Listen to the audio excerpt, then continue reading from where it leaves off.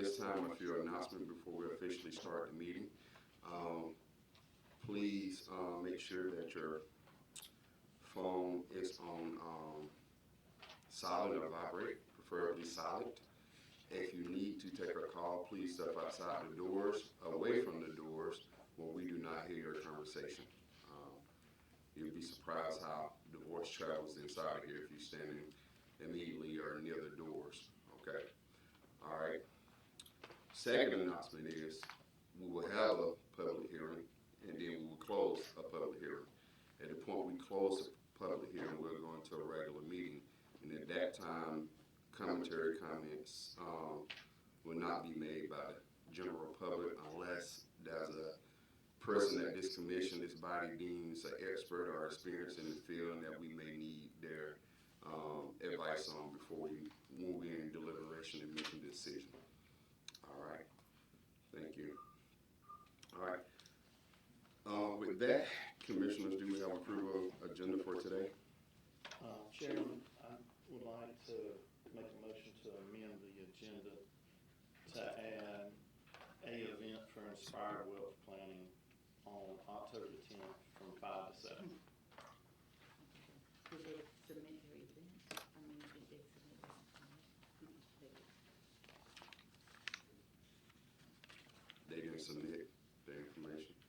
They didn't submit the liability insurance with City of Cordele being the holder for that, certificate holder for that day. They submitted the liability insurance, but not with that. But there's been some problems with the hurricane delaying some of that from last week. But they've been planning the event. And I do have questions that we probably ought to address about it later, but I will just say it's a private event that involves a food truck, and it's more of a catered event where it's not food for retail sales. So I'm not sure that falls under our food truck ordinance exactly, since it's for. Well, okay, let's handle this in the proper order. There's been a motion to amend. Is there a second? It's been properly moved in second that we'll amend the agenda to add an event for Inspired Wealth Group. All right, any discussions on that? So now, but the insurance, the liability insurance, what do you propose that they bring to their body? Have you consulted them on that? Yes, they're willing to put the city as a lien holder on the liability insurance and get that to the city today. But and that's fine. They're willing to do everything the city's requesting. The event's just set up for October the 10th, and some of this was delayed due to hurricane and the city being closed on Friday, and so they're still wanting to have their event on October the 10th. We still has a guarantee of that liability covered. What is your take on it, sir, Mr. Attorney? Well, I think we ought to go past the agenda and place it on there, and the chairman will call it up at the right time. And then we'll talk about that. Y'all could go and approve it at that time, subject to them getting everything in if you want to.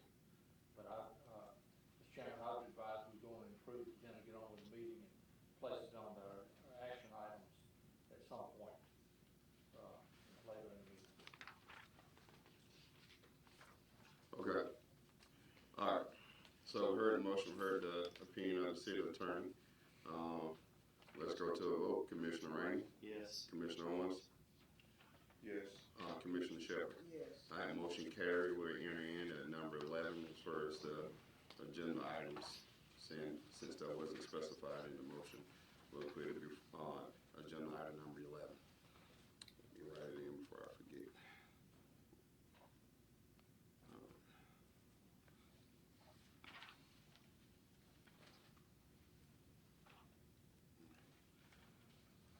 All right, motion carries.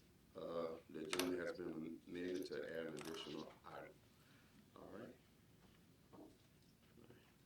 Now, do we have approval of regular minute meetings for September 17th, 2024 meeting? Second. It's been properly moved and second that we approve regular minute meetings from September 7th, 2024. All in favor, let it be known by voice votes vote aye. Aye. Aye, motion carries. Minutes approved. Approval of public hearing meeting September 24, 2024. Do we have a motion? So moved. Second.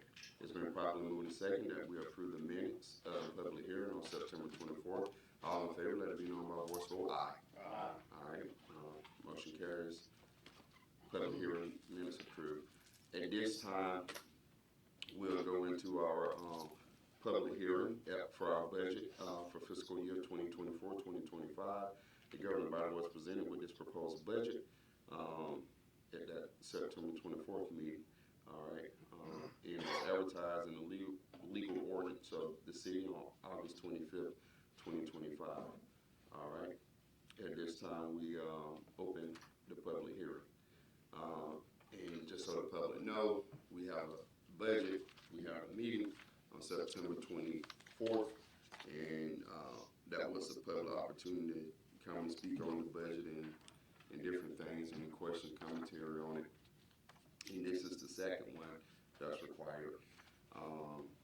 And basically, if anybody has any concerns about the budget, this is your time to be able to publicly speak on those things. We'll leave it open for comments and commentary. Sure.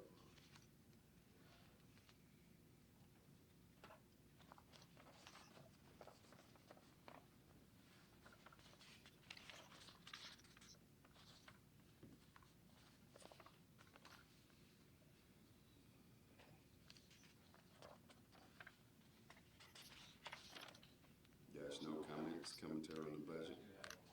Yes, sir. In reference to community development, what were those things contribute to the decrease that is the salaries for community development?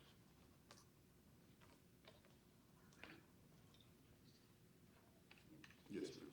Okay, the decrease in salaries due to code enforcement being moved to the police department.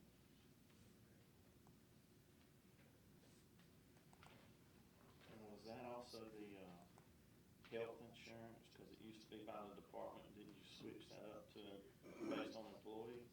Yes, but he just asked about the salaries, but Oh, yes, the okay. health insurance. Also,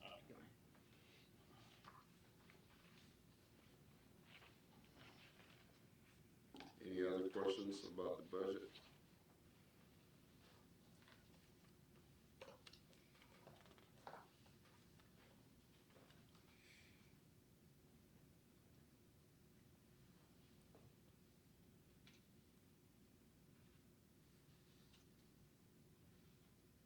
Okay.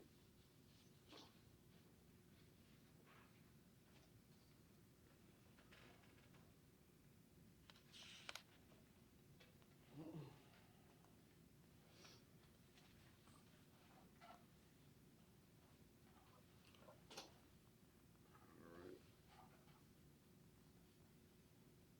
Yes, sir, I'm sorry. I don't know if this is about the budget or not, but, I don't understand why the taxes are being raised, but everybody else there gets raised, gets raised. Just to clarify, you mean the taxes for the city is being raised? Yeah, our taxes are being raised. It's for the city, specifically, you said a Cordele? Yeah. Okay. Well, I'm assuming what you're referring to is that, the tax assessor property is being assessed at a higher value. So we have not raised any taxes in terms of this board passing a millage rate. It's just that that property is being assessed at a higher value by the tax assessor's office. And so that's for city and county property. It kind of concerned me because we own several pieces of property, and insurance goes up and it's killing us. But those values are assessed by the tax assessor's office. But it affects city and county property tax. I got one other question. Let me say something on that, because I'm always out, because if you had that question, other people may have that question. To be very clear, it is out of our control how much a property is worth. So by virtue, that's just like when bread goes up. The taxes you're gonna pay on that bread gonna go up just because the price of that bread went up, and that has nothing to do with us as far as people up here getting raises.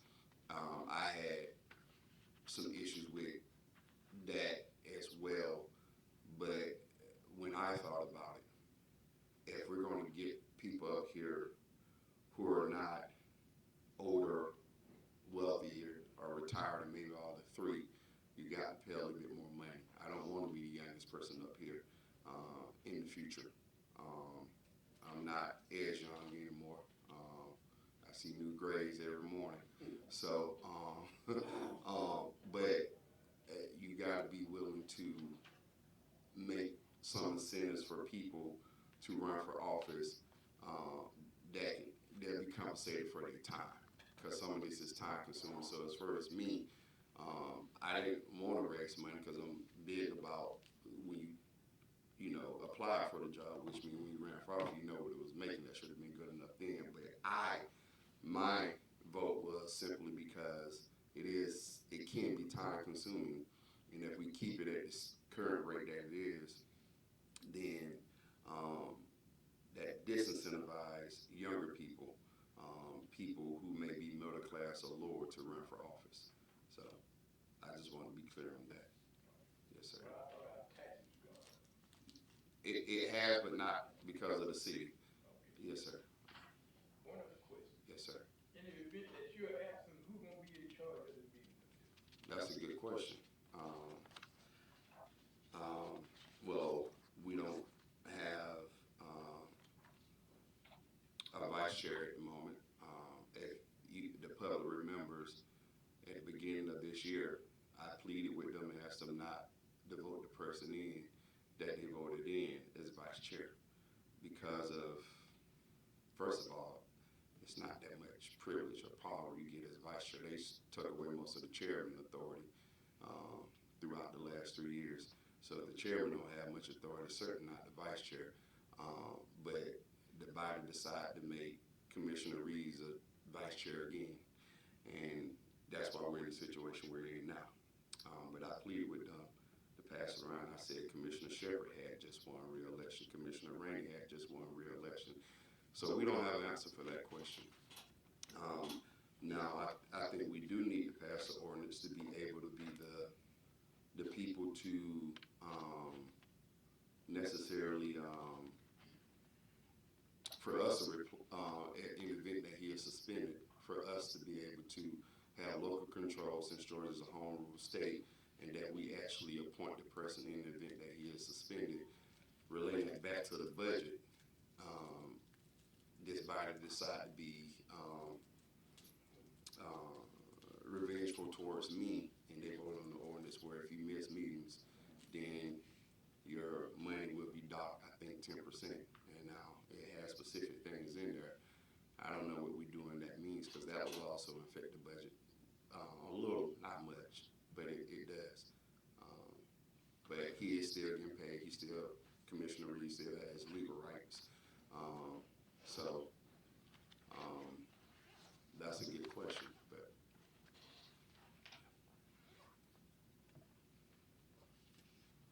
so. I do want to piggyback on what Mr. Buck said in reference to not necessarily the taxes being raised, but the reasoning behind the increase in salary for this commission. I think, and Mr. Buck can correct me if I'm wrong, I think the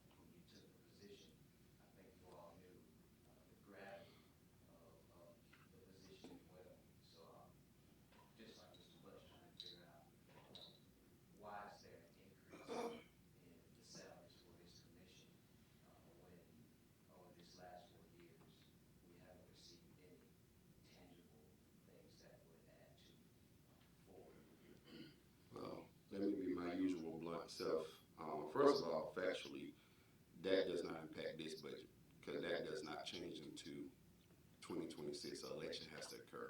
So the current budget we're talking about, that doesn't impact this budget. But to answer your question further, I do agree that we haven't accomplished much. We spend a lot of time infighting. However,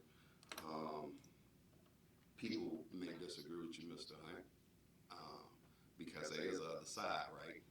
That think a lot was accomplished tangibly, right? When I go to bigger meetings, they think Cordele's doing fine. They think we're moving. They top the unemployment rate being low. They top that high industries and truck stops are coming here. So there are some people who disagree. Politics is whoever had a power and the power of that opinion what carries or what have you. You and myself been in this, and we know sometimes it feels like we're in the majority of thought on that or what have you. But I would say to you, again, the reason I voted for it was because if we're going to get people that is not retired, that is not wealthy, that is not necessarily desk jobs, if we're going to get people, working class people, to run for these seats, the money need to be a little bit more, and everything else that went up, or what have you. So that's my thing. I don't have a clear-cut, tangible things that. Let me be honest again about that. Really, I think up here, and I'll speak my opinion about the move. You really had three people that I don't think wanted to do it. That's myself. That's Commissioner Owens. I think I'm right, Commissioner Wright, in that. And he had his reasons for it. And then I don't think Commissioner Rainer really wanted to do it either. But you had really, we had a person that sat in this seat. And that person that sat in that seat had a lot of influence over the thought of others. And if they wanted it, they pretty much got it, or what have you. And for me, I can come into a meeting with one set of mind, and then I can think about the best thing to do, and I may not vote if it comes to me the same way that I came into the meeting, because there's a lot of things that go on in factors and figures in my head that I have to consider, and being in this moment is when I really have to consider those things more so than outside of here. And so, but I think you actually had a majority that did not want to do it, and people voted for various reasons. And it strictly can't. I think one thing, Dave spent a lot of time neutralizing me as chair, like the chairman's just another commissioner. People in the public call me commissioner. I'm fine with that, but I'm chairman, and there's a difference. The charter says so. The chairman got paid, I think, $200 more than the commissioners. They made it all flat. So, you know, they're going to do what they want to do is my biggest point. And if they got two other votes, that's the way it is done. It really is not more complicated than that, in my opinion. But I guess you pose that to other commissioners if they want to answer. I'll be happy to. Yeah. As a whole, the commission hadn't received a raise, and actually nobody really knows when. So the commission pay had been $900 for, I've been up here 12 years, or going to be 12 years, but never got a raise. I've been here since 2016. Royce has been here a full 12 years and everything, and he never got a raise. And I don't know when the commission has actually got a raise, but it went from about $900 a month to $1,600 a month, which will take place in 2026. So that's roughly $42,000 a year that the commission will change for all of us that take out of the budget. And that's not in this budget, but this budget involves pay increases for all the employees, which is somewhere between $700,000 and $800,000. But that was based on a pay study, and it got us more in line with other communities. makes the city a lot more competitive with other communities. Now, let's piggyback on taxes and everything. This budget is dangerous for the city from the aspect that it's going into basically the city savings $1.8 million. And right now, we don't have a plan on how we're going to pay to compensate for $1.8 million, which leaves us $1.2 million in our savings. So when we're talking about taxes, when we're talking about services, government functions on fines, fees, and taxes.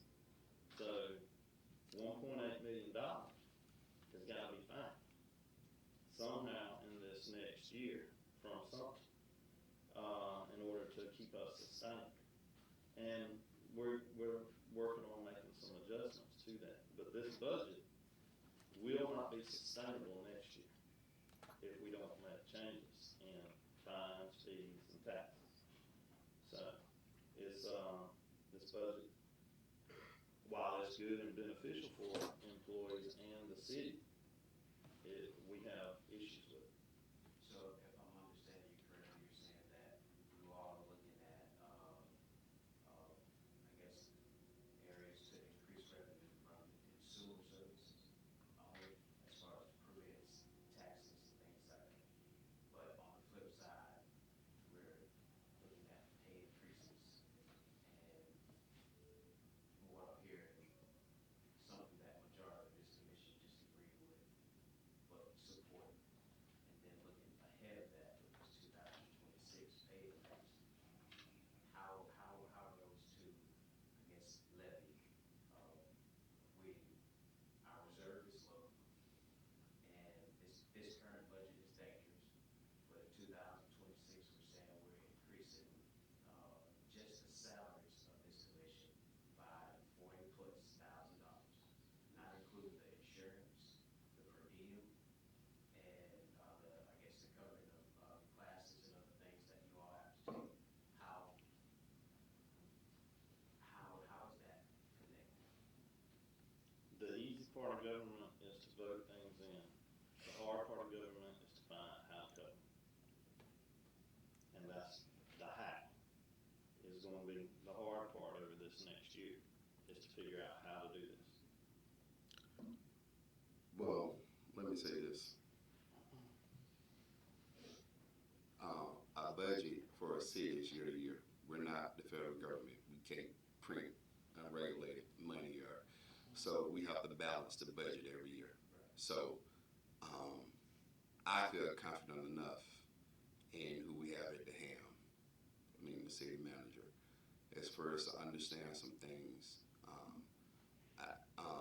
Coming in and projecting, one of the mechanisms that we said we need to do is probably look at it more quarterly and see where we are. So it is only a year, and if we need to make adjustments, we will make adjustments. That's also the authority of this board has to be able to make.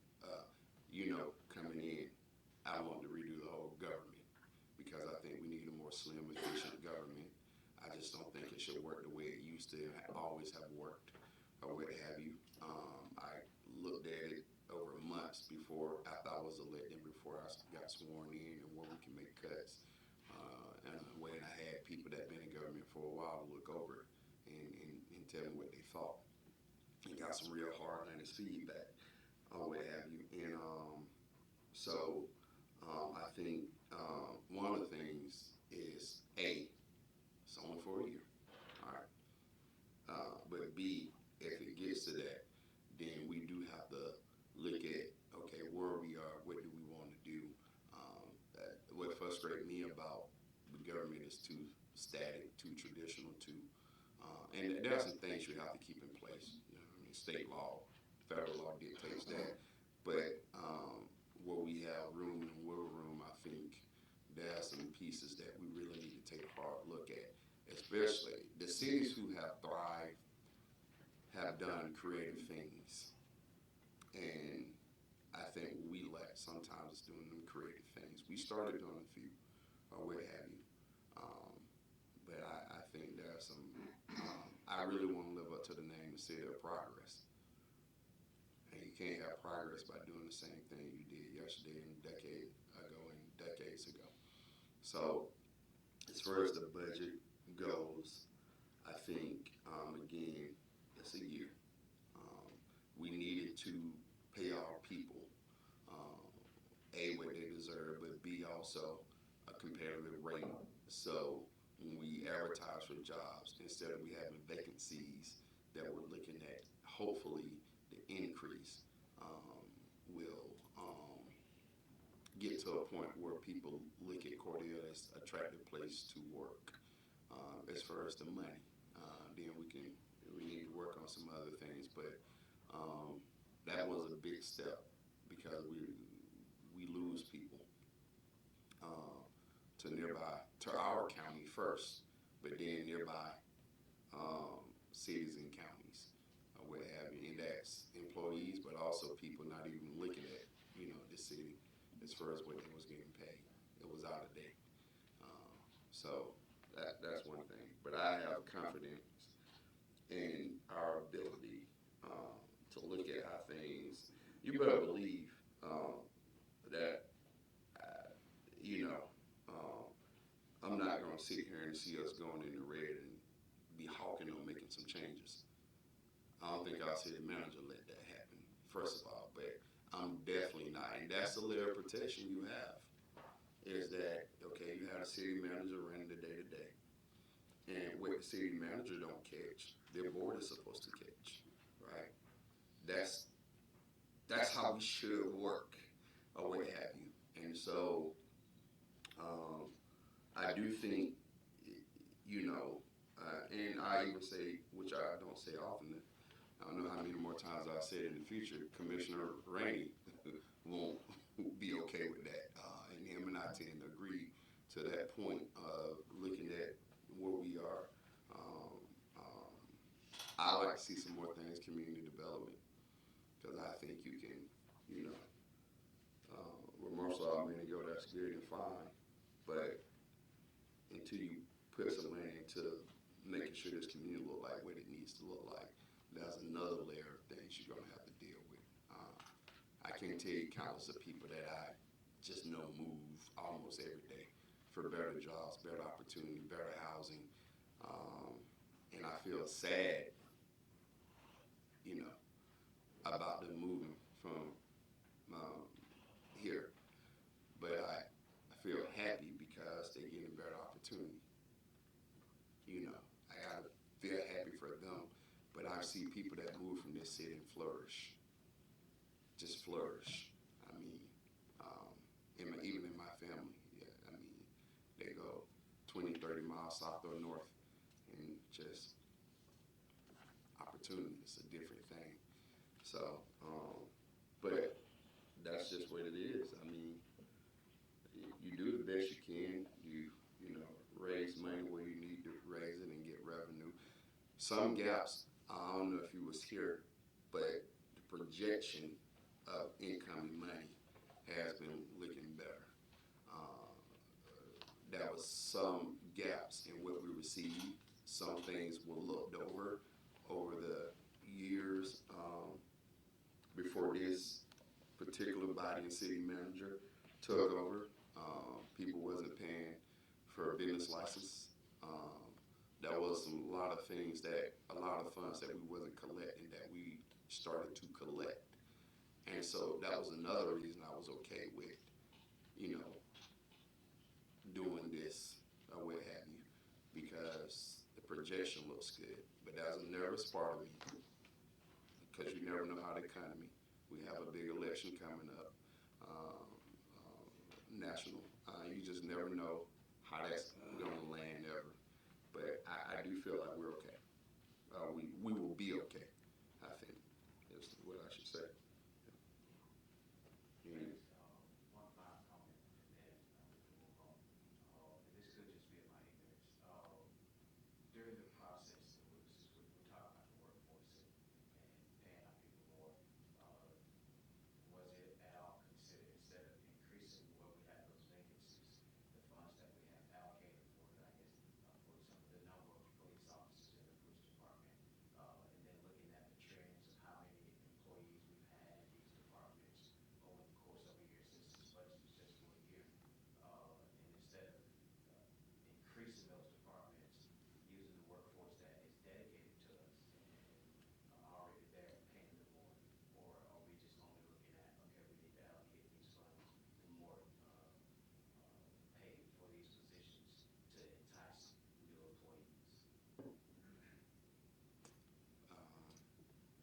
That's a good question. Anybody else want to take it?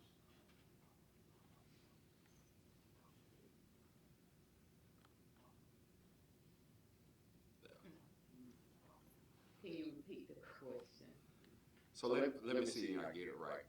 So you're saying was that a moment before we made this decision did we look at what we normally and usually have as far as a work staff instead of looking at how do we like increase pay, look at what we dedicated to those departments and saying, well, they didn't use X amount of money the last fiscal year. So increasing based on what may have been left. Is that right or am I wrong? So basically what I'm asking is, as far as, looking at the trend, so I use the police department, for example. If we have, funding allocated for 34 positions, but for the last, 2 to 5 years, we've only had, regularly, 15, 20 officers. So instead of saying, okay, we're going to raise how much we're paying for these positions, since this is our trend currently, and we're looking at ways to revamp, because Commissioner Ray said this budget is not going to do us any favors. Taking the funds that's already allocated, that we've been allocated, and so we're going to pay the ones who are here more with these funds, and then whatever we have left per department after doing that, that's what we'll allocate somewhere else? Or is, during this budget process, was it just only looked at how can we attract new employees and not necessarily incentivize what we already have since we were trying to revamp? It was overall, we looked at the budget overall, so, and I know you attend most of the meetings, but, the human resources director has announced that we're in single digits now in terms of vacancies for each department. And so what we have in each budget is based on the employees that we currently have now. In the police department, since you used that as an example, about maybe a year or two ago, the number of positions were decreased, and those savings were applied elsewhere during that time. And so what we have currently in the budget are the employees that we expect to have for this upcoming year. And so, in looking at the budget overall, there were some departments that had, that came in under budget. So all of that goes back into looking at the budget for the upcoming year. And so the pay study that was approved is based on the employees that we currently have, those positions. But adjustments were made because from the time that study was done until the present, we've had some employees retire, some, leave the employment of the city. So all of that was taken into consideration.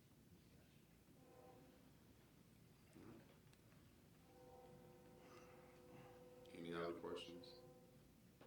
I'll answer that, but my answer on that's a lot more complex.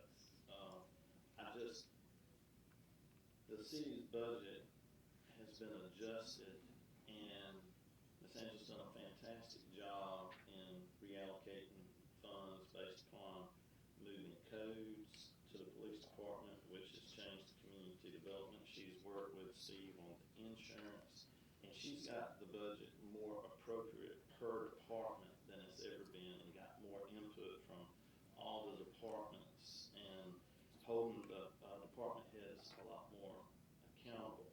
And she's done a fantastic job in all that. Now, the city is behind due to previous commissions, city and county, voting a lot of things in for special interest projects, which redid SPLOST. And we are behind on some infrastructure items like backhoes, police cars, much needed infrastructure items that should have been bought years ago that we're all having to catch up on now.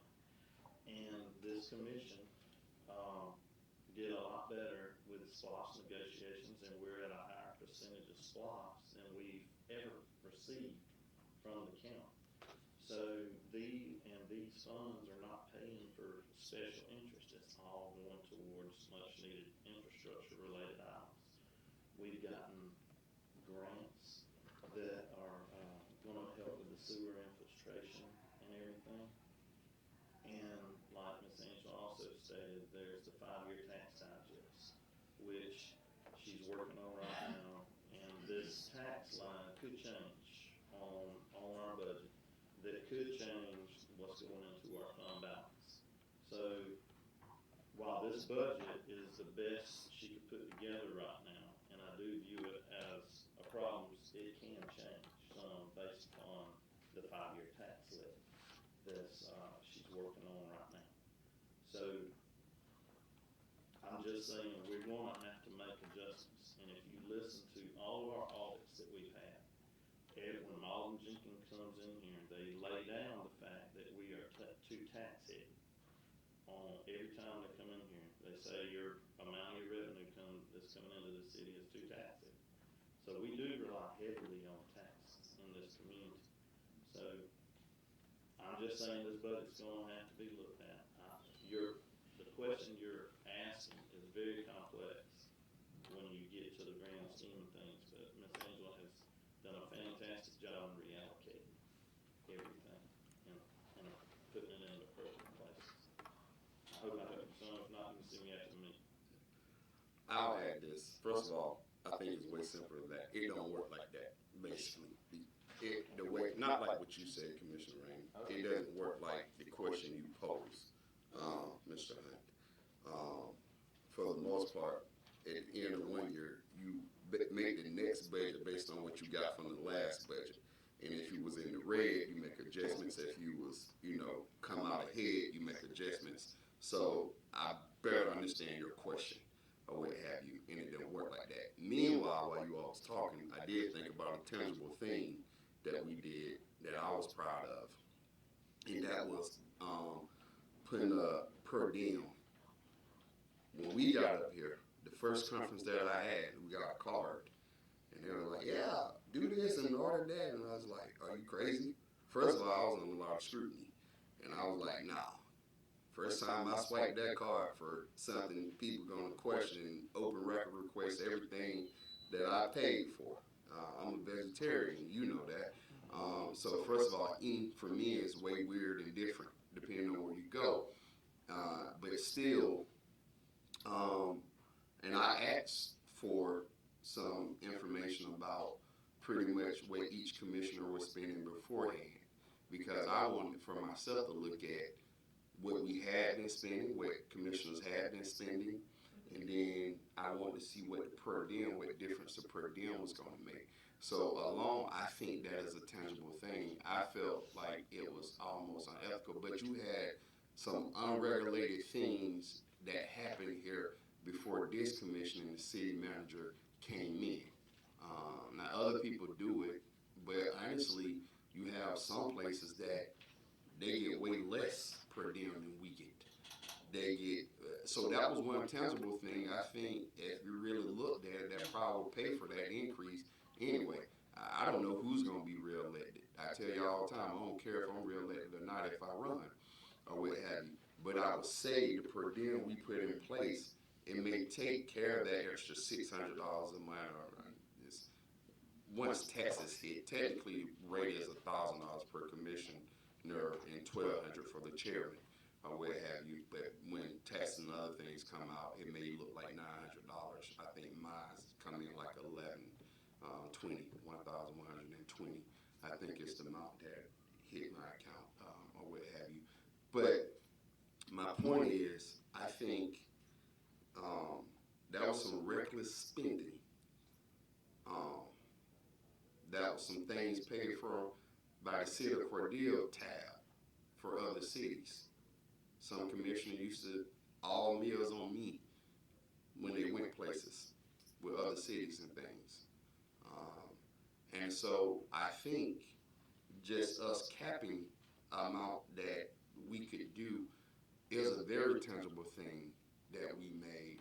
And then we set budgets for traveling and things like that. So there's some of the things that I've been looking at over the years. Like I'm gonna cut a conference myself going into this fiscal year. because I don't think I've been and I don't get much out of one of them. So one of the things I'm gonna do personally is cut that conference. It's just not beneficial. Now the state mandate that we get X amount of hours in so many classes, so I can't cut all of them. I like to cut, but at least I'm gonna cut one of them, and everything. So it's just being mindful, um, um, of where we are. But we are doing things. I would say, to make sure that we're not positioning ourselves as people alights that just spend on the city dime. And I think it was that thing um, beforehand. But there's been some tangible things that we done to kind of look and say, because one of the first things I pointed out was what we got paid and what the legislative side actually budget was. That was some big gross differences or what have you for me, and everything. So, but I thought about that while you all was discussing that last point was there. So to answer your question now a little bit more effectively, we done some tangible things, may not be in the community, but as far as up here and what we spend and what we look like, I've tried to pull that in a little bit more through per diem and then some of the budget or what have you, and everything. So Just one last comment. I think the per diem situation was a good move, even for me, in Ward Two, if I remember correctly. The previous fiscal year, or the one before, my commission for Ward Two was suspended for having kids that first year. But then after he came back, was $7,000 over the per diem that was set, if I remember correctly. So for Ward Two, I'm still, well, he was 7 over the training budget, which was $10,000, which is a little bit different than per diem. But I get what you're saying. I understand. I appreciate I mean, he ran the way he wanted to do things. That's pretty much my short answer to it. I mean, he did pretty much what he wanted to do, and I called time and time again for moral consciousness on that, and none will be fine because they dislike me more, to be honest with you. Again, to Mr. Butt's point, that's why we're in the mess we are now, because no moral clarity or conscience was up here. It was about who we liked, who we didn't like.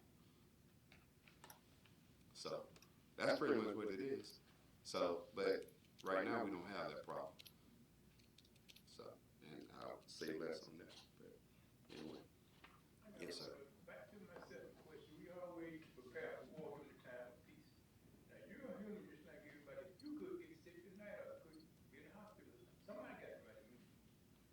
Yeah, well, I want to stick to the budget pieces or what have you, because it's again for the budget pieces. But and that's not to say that because if I need to be here all day, the only two citizens in here have that, I'm good because I think we need to have this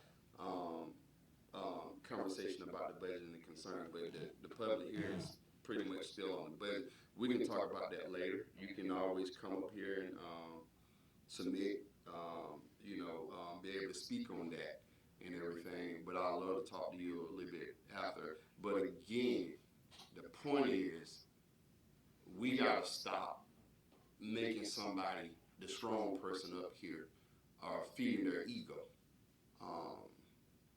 There's no value in being the vice chair for 3 or 4 or 5 consecutive times. That's just what it is. I mean, but anyway. All right, any more questions on the budget?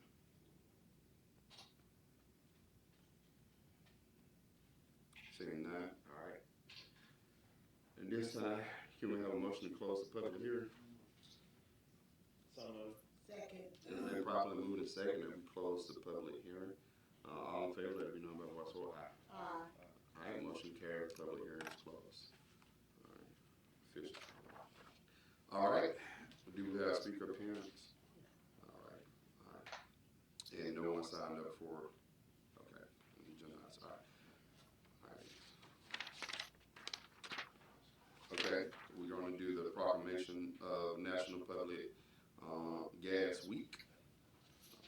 think the way, we already worked it out, that we have Commissioner,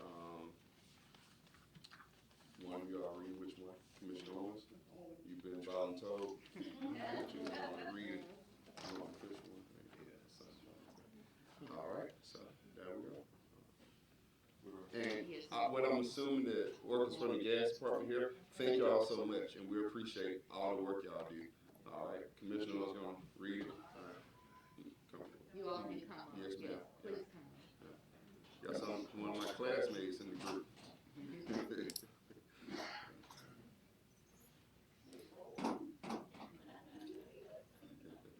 Proclamation, City of Cordele celebrates National Public Natural Gas Week, October 6th through 12th, 2024. Whereas the City of Cordele will observe National Public Natural Gas Week from October 6th through 12th, 2024, this annual nationwide event is intended to build public awareness about the value of having a community-owned natural gas utility. During this week, we will also educate residents on the environment and cost benefits of using low-carbon, reliable, and affordable natural gas appliances. And whereas there are approximately 1,000 public natural gas systems serving more than 6 million customers, the public natural gas utilities are not-for-profit retail distribution entities that are owned by and accountable to the citizens they serve. They include municipal gas distribution systems, public utility districts, county districts, and other public agencies that have natural gas distribution facilities. And whereas your public natural gas utility is good for the community for many reasons, including local control, having a public natural gas system gives the community local control over how gas is provided to homes and businesses. Decisions are made through citizens' participation instead of being made in a distant city by people who do not understand local issues and who are primarily focused on profits instead of services. Competitive costs. In order to offer fair and competitive rates, public natural gas systems operate as a not-for-profit entity. Public natural gas systems do not face pressure to pay dividends to stockholders. Economic benefits. As a public natural gas system, we play a valuable role in helping communities broaden its tax base and in turn improve the local economy and increase jobs. Public natural gas systems ensure that local dollars stay at home. Customer service. As a not-for-profit entity, we focus on service rather than profits. Public natural gas systems are an integral part of the community. We maintain a close relationship with our customers, and as a result, we are successful in meeting our customers' needs. Now, therefore, the City of Cordele Commission does hereby proclaim the week of October 6th through 12th, 2024 as National Public Natural Gas Week in order to honor the City of Cordele Gas Department for its contribution to the community and to make its customer owners, policymakers, and employees more aware of the City of Cordele Gas Department's overall contribution to the community. On this first day of October 2024, City of Cordele Commission. Joshua Harris, Chairman, Royce F. Reeves, Vice Chairman, Leslie Shepherd, Commissioner Ward 1, Commissioner J. Wesley Rainey, Commissioner Ward 4, Commissioner Isaac Owens, Ward 3.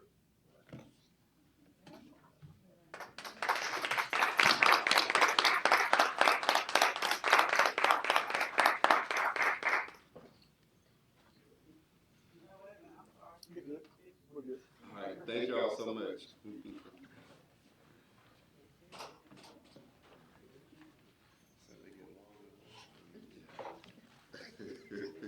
At this time, we'll thank y'all guys and ladies and this team. Thank you so much. All right.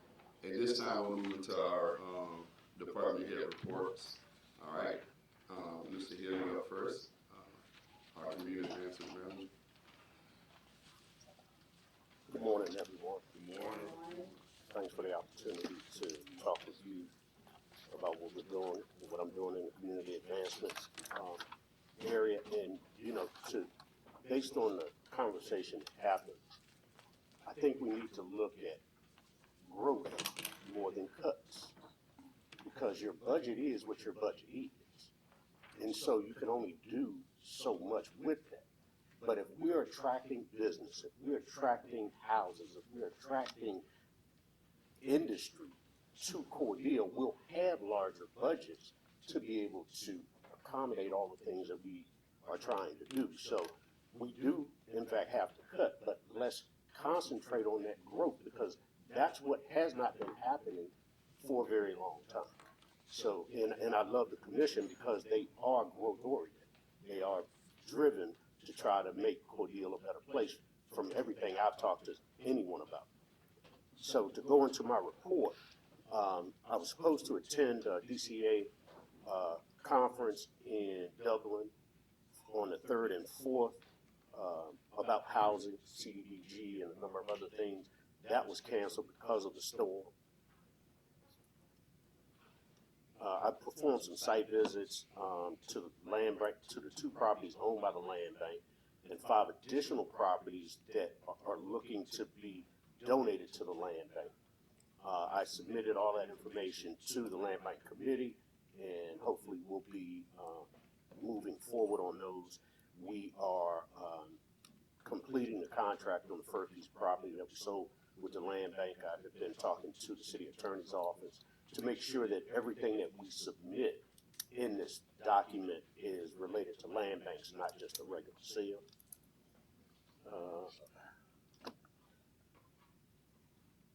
I had several for sale by owners, people that own property that were interested in selling it. And so I put that out to some investors, and I drove with one person one day last week. We looked at about 7 properties. Hopefully they will be making offers on those properties and start to do some renovations to spur some growth. I'm working with several local investors. These people are fairly well funded. And what I'm trying to do is put together a program that I call angel investors. And so they will be able to help some people that need renovations on their homes or can't qualify for the loans, things like that. We'll talk with them about maybe backing the loan till we get the home repaired. They're paid, the home is worth more in value, and those kind of things. So those are just some creative methods to try to increase the growth and the revenue in the city and spur interest in the city. People were fleeing Florida, and they were going to Valdosta, and Valdosta was heavily hit. And so as they look up 75, they see Tifton, they see Cordele. We have 5 exits off of 75 that we're not utilizing to our advantage. So again, I talk about, I heard a lot of discussion about cuts, but I'm not hearing enough discussion about growth. How do we grow this city and utilize those 5 exits and all of the assets that this community has to offer with railways and airports and all of those things? So, I encourage everybody to start looking at how we grow Cordele and, bring in the revenue so that the discussions aren't how do we use the $10 that we have, but how do we bring in the hundreds of thousands of dollars in investment. And then the last thing I have is that I am going to be attending, assuming the weather holds off, an event at UGA, which is for the GIC conference. There is a tremendous amount of resources out there, and going to these conferences really highlight that for us, and then we have to be able to take advantage of those opportunities. So that's my report. If you have any questions. Any questions for Mr. Hill? Thank you, Mr. Hill. One of the things I like about you is you have a growth mindset, and I think that's an advantage to the city. The reality is here. And I like that you came from the outside and you spent some time here. It's not so much the factor that you guys are a little bit insulated from is a political one. And all politics is, since I heard from middle school, I remember Mr. Gibbs in class, who gets wet, when, where, and how. That's the big problem here. I have no problem with things developing on 75-16 corridor and all that area.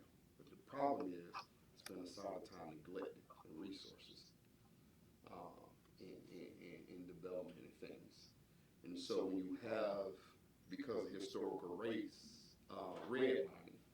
and racism and things like that, nobody likes to talk about.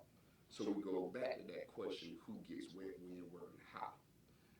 Coming in, it seems like that shouldn't matter as much, but it does. We have a symbol of racism right in the middle of our community clubhouse.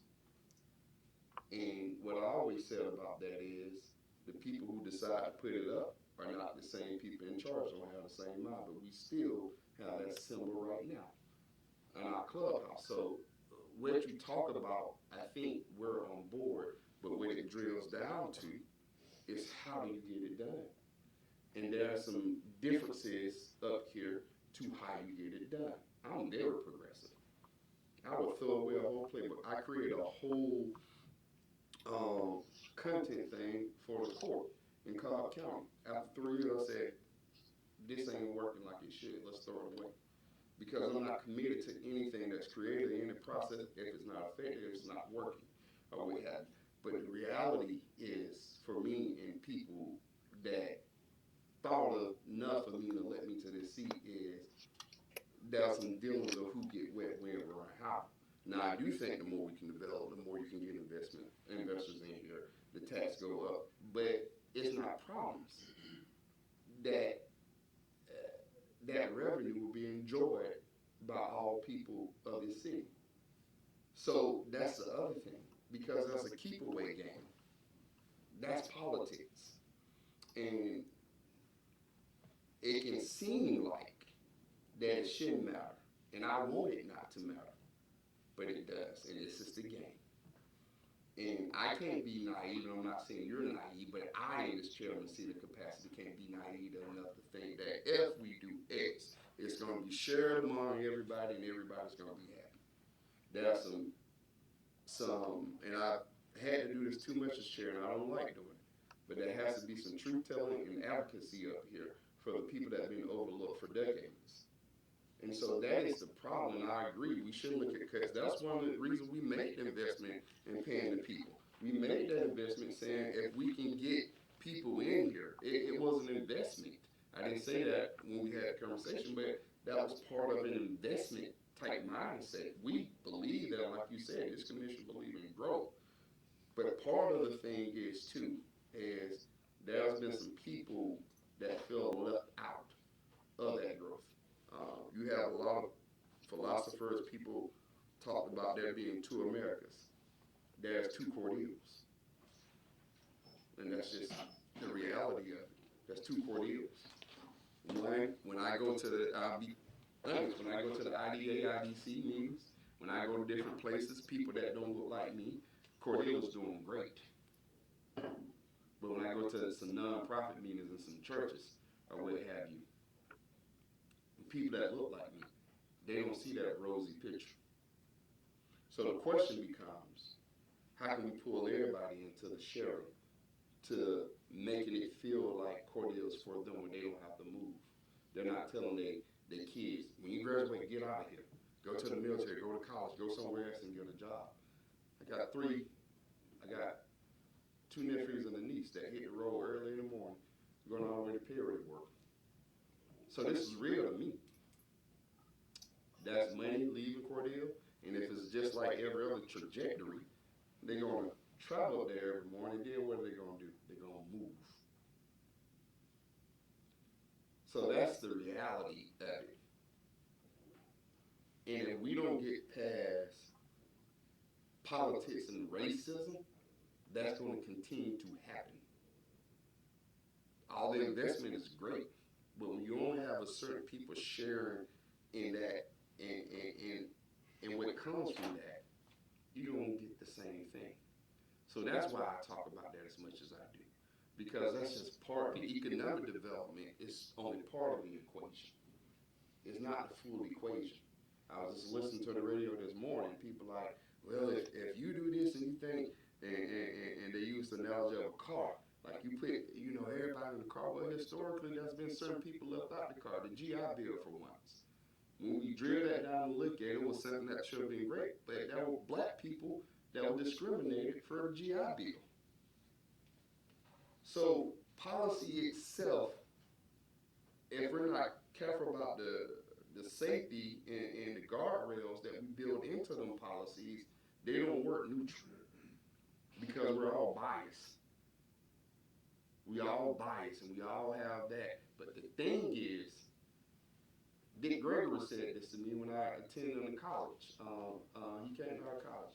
Said the problem ain't necessarily racism or biases, it's power. Who have the power to deliver their biases that haven't looked like somebody like me. And that was one of the reasons I got dealt with everything I dealt when I come in, because this town wasn't used to somebody like me sitting in a seat of power. They had a person that looked like me before, but that person was bald. To be very blunt with you, what have you. He announced up here that he wasn't running again until we ain't got that I was running. He pulled back out and said, "No, I'm running again." So, as our community advancement manager, I love everything you're doing, and the reality that you don't have to necessarily deal with because you're here in the city, grounded. It's outside there, and I'm not saying you don't get out, because I know you get out more than anybody else. But you don't have to have a political mind that I have to have. I won't speak for everybody else, and that's the other piece. So when you keep doing your job as excellent as you're doing it, our job up here on this board is to say, that's great. How can we make this thing more equitable? And that's where my mind always going to be. How do we make this more equitable, or what have you? Because that's the other side of economic development. Economic development has pushed a lot of people out, have misplaced, have uprooted people. And so, again, I just want to say that because that's also part of the context and history that needs to be had with that conversation. Is context, history, context. So that's my piece. But, and not inspired, but I just want to share that piece with you. And we can always talk if you want, but that's my lens. My lens is always going to be equity. So, that's, any questions, comments, Mr. Hill? Thank you, sir. All right. Next department up is finance. Good morning. Good morning. It's early for finance, isn't it? I It's know the it. first. Okay, for the sales tax collection for the month of August is $406,786.44.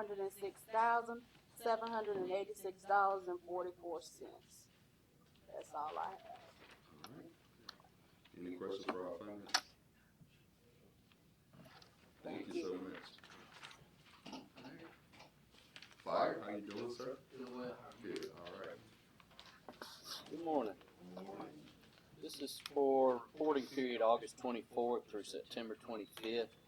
We had 72 calls for service. We had 4 smoke scares, 9 brush fires or trash fires, 21 calls for medical assist, 4 motor vehicle accidents, 2 vehicle fires, 1 cooking fire, and then we had several false alarms. Those were some businesses that are having some issues with alarms. We're working through that. We'll get that taken care of.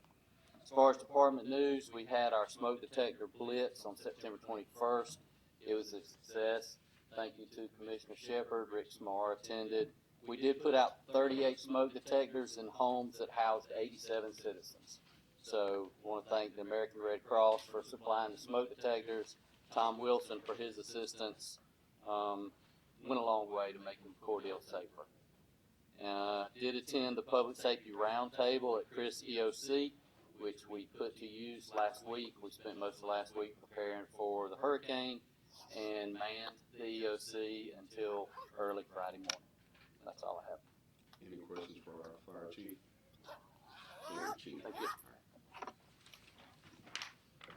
And good job, Chief. I appreciate what you're doing. All right. Housing and Urban Development, Ms. Contrell. Good morning.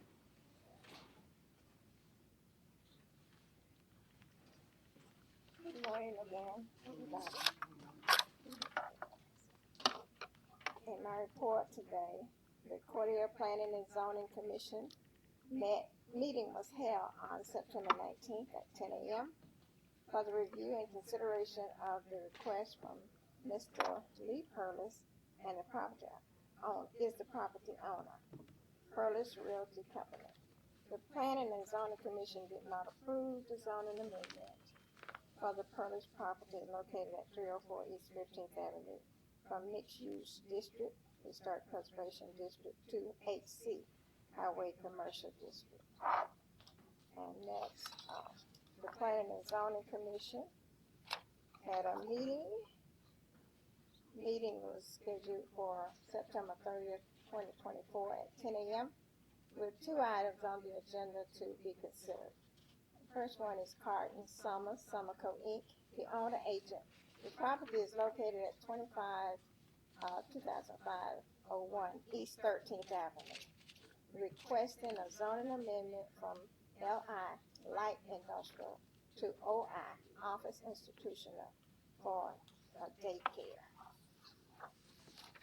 The next item is Double Up Outdoors Property, LLC. Owner agent is Ethan Guest.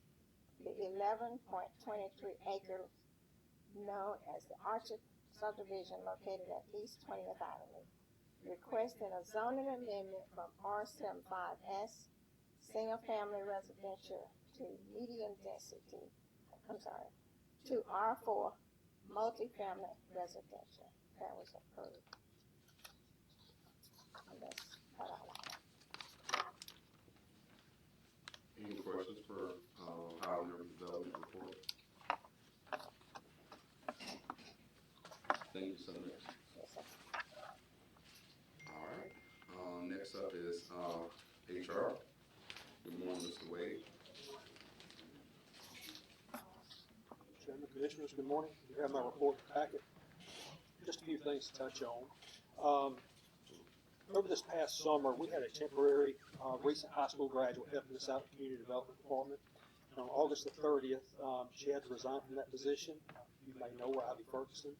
But she is now attending basic training at Great Lakes Naval Training Center in Illinois. And we just want to wish her the best of luck on her future naval career. She helped us out tremendously during the time she was here. Early in the month of September, we filled several positions in the Public Works Department. We hired 2 automotive mechanics along with a meter service person in Public Works, and then also a patrol person here in the Police Department. And then one of the items I started working on, effective January 1st, 2025, House Bill 451 comes into effect. That's regarding providing post-traumatic stress disorder services to first responders, very similar to the Firefighter Cancer Benefit Fund that's already in place. However, this is also extended to those in the police department as well.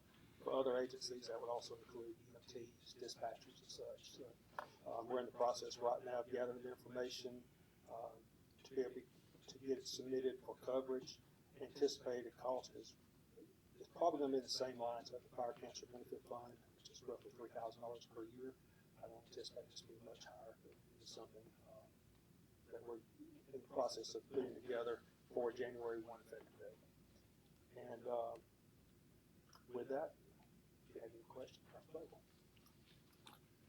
Any questions for Mr. Wade? Thank you, sir. Thank you. I would just like to say one thing.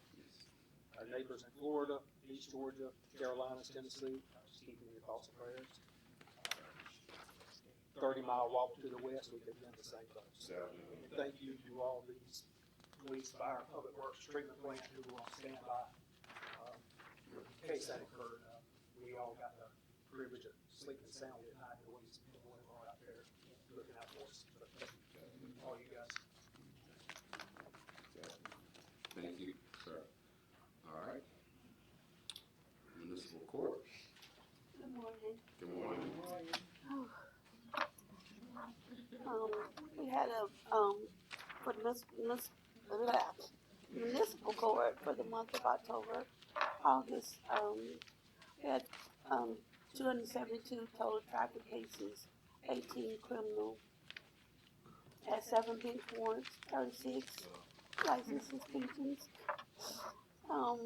between cash funds, fines, collection from probation, web payments, and deposit from Georgia Department of Corrections. We had $43,673.26 collected by the court, with, 0 defendants incarcerated and 0 jail days. Thank you. Any questions for, Ms. Walker? I have one. Jack, it's easy. Yeah. Is this report for September or August? August. Okay. So you running? I'm sorry, September. Okay, September. that's what I just did it this morning. Right, and I know yesterday was the 30th, so that's, Mhm. okay, so it should be September. September. Yes, ma'am. September. Sorry.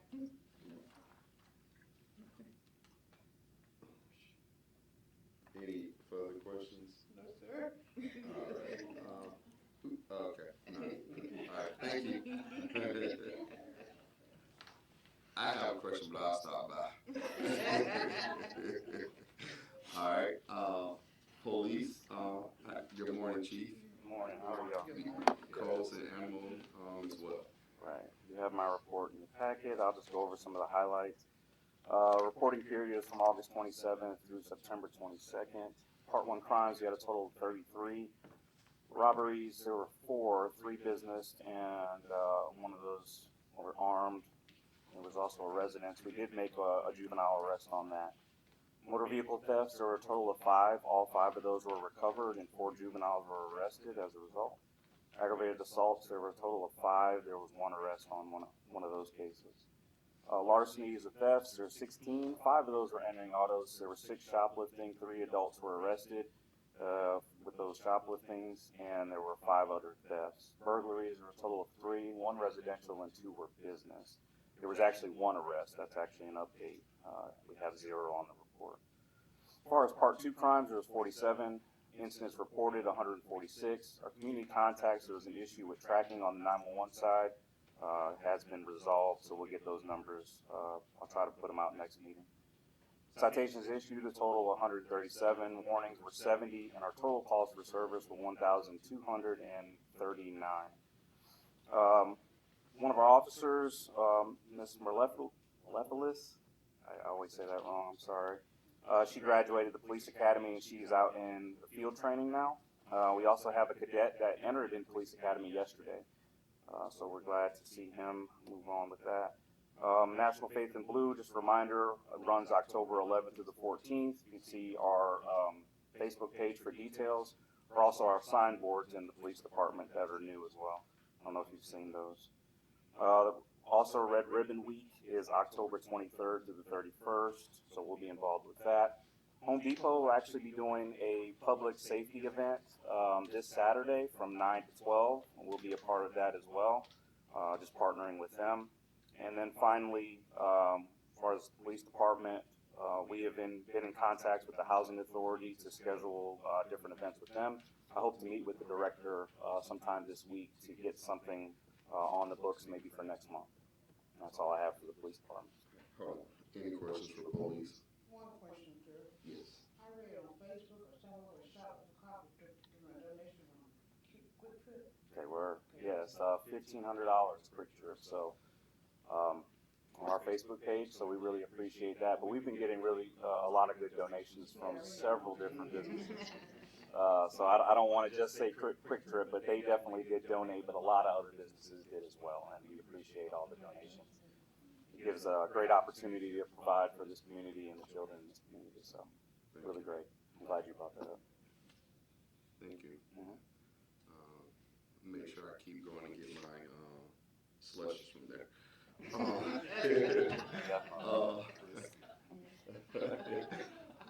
I have a question about the juveniles, and not specific to this because I know that's a different things.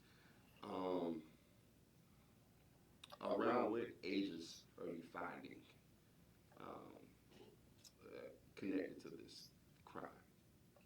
From the youngest to the oldest? Middle school age all the way to high school. You know, obviously in the state of Georgia, 17 is now considered an adult. So anything, you know, middle school all the way up to 16, we're seeing. A lot of them are just trends that we're seeing is gang initiations where they'll do entering autos.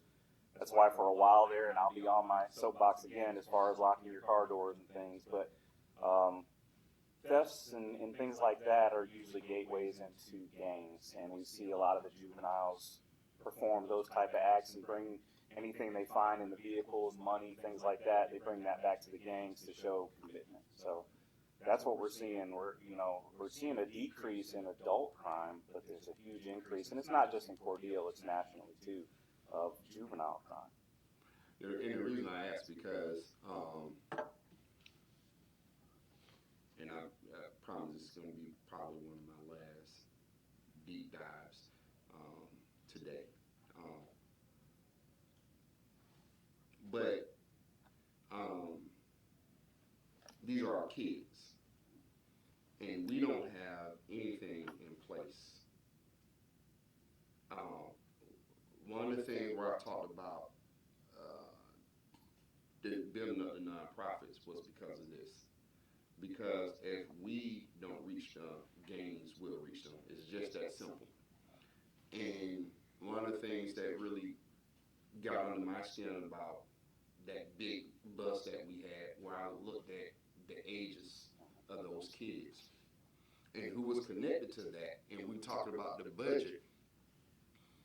The budget belongs, first of all, to the people, but secondarily to this body to set whatever they want and a budget legally and ethically, hopefully. But what I was upset about was that at any point, I'm going to be blunt, Commissioner Reeves could have done a work program or a rehabilitation program through this city. Took 50, whatever, 10, $25,000 to have a program to rehabilitate these kids. So you can do that. We had a Yes Center. We could have worked with Youth Bill. We could have did some things but we got to reach these kids because that's another way we're losing them. Not through moving, but through incarceration, through things. And we don't have to sit back and do nothing and just accept these reports as is. We ain't going to be able to reach them all. Some just determined to do what they're going to do, right? And that's family dynamics, there's school dynamics that I stayed away too often, how to get there in the first place, because if they're not in school, they're going to do this type of stuff. But that's a larger conversation. But when we talk about the budget, there are some things we can do between the school system, the county, and ourselves to make sure this happens less. It's never going to be eliminated. It's just, you won't get that. We can't live in utopia. That's just the reality. But I'm concerned that we do nothing. So when I talk about putting more in community development, that's what I'm talking about. And it's not necessarily saying it has to go through community development. But there's a problem and the issue that we have that we as a body could put money towards and do something, because these are our kids. They're our kids. And I like to see moving forward us take real serious. I know we had we formed the committee, but we haven't met yet. I don't know what's the issue with that, but committee kind of start looking at some solutions and some prevention, or what have you. I don't know. We've just been busy, and that fell off the priority list.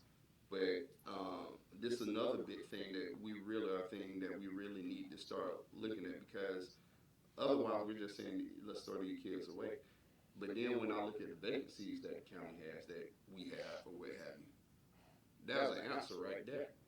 You give them a job, but you get them some naturally working. I've always seen if you got somebody young coming in, and you got somebody older, they naturally become a mentor in one way or another, or whatever. That's keeping them out the streets, or what have you. Most of the time when we have problems, because we're a city, we also have the solution right here in house, on hand. And we don't see that enough, but we really need to start looking at some of those things, as far as not just sitting here when they come and get their reports, especially ones like this. That's it should be a cause of concern. Because jail ain't gonna do nothing for them, but make them better criminals. worked there for almost 15 years now. I know that firsthand. That's the only thing that's gonna happen.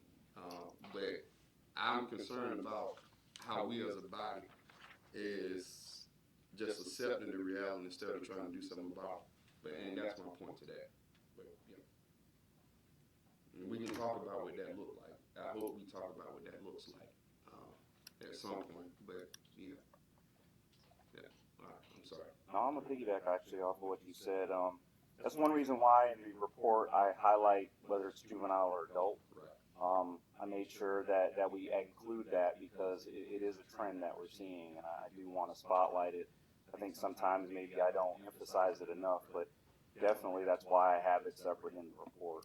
Another thing is, you know, as law enforcement officers, obviously our job is to enforce the laws and things like that.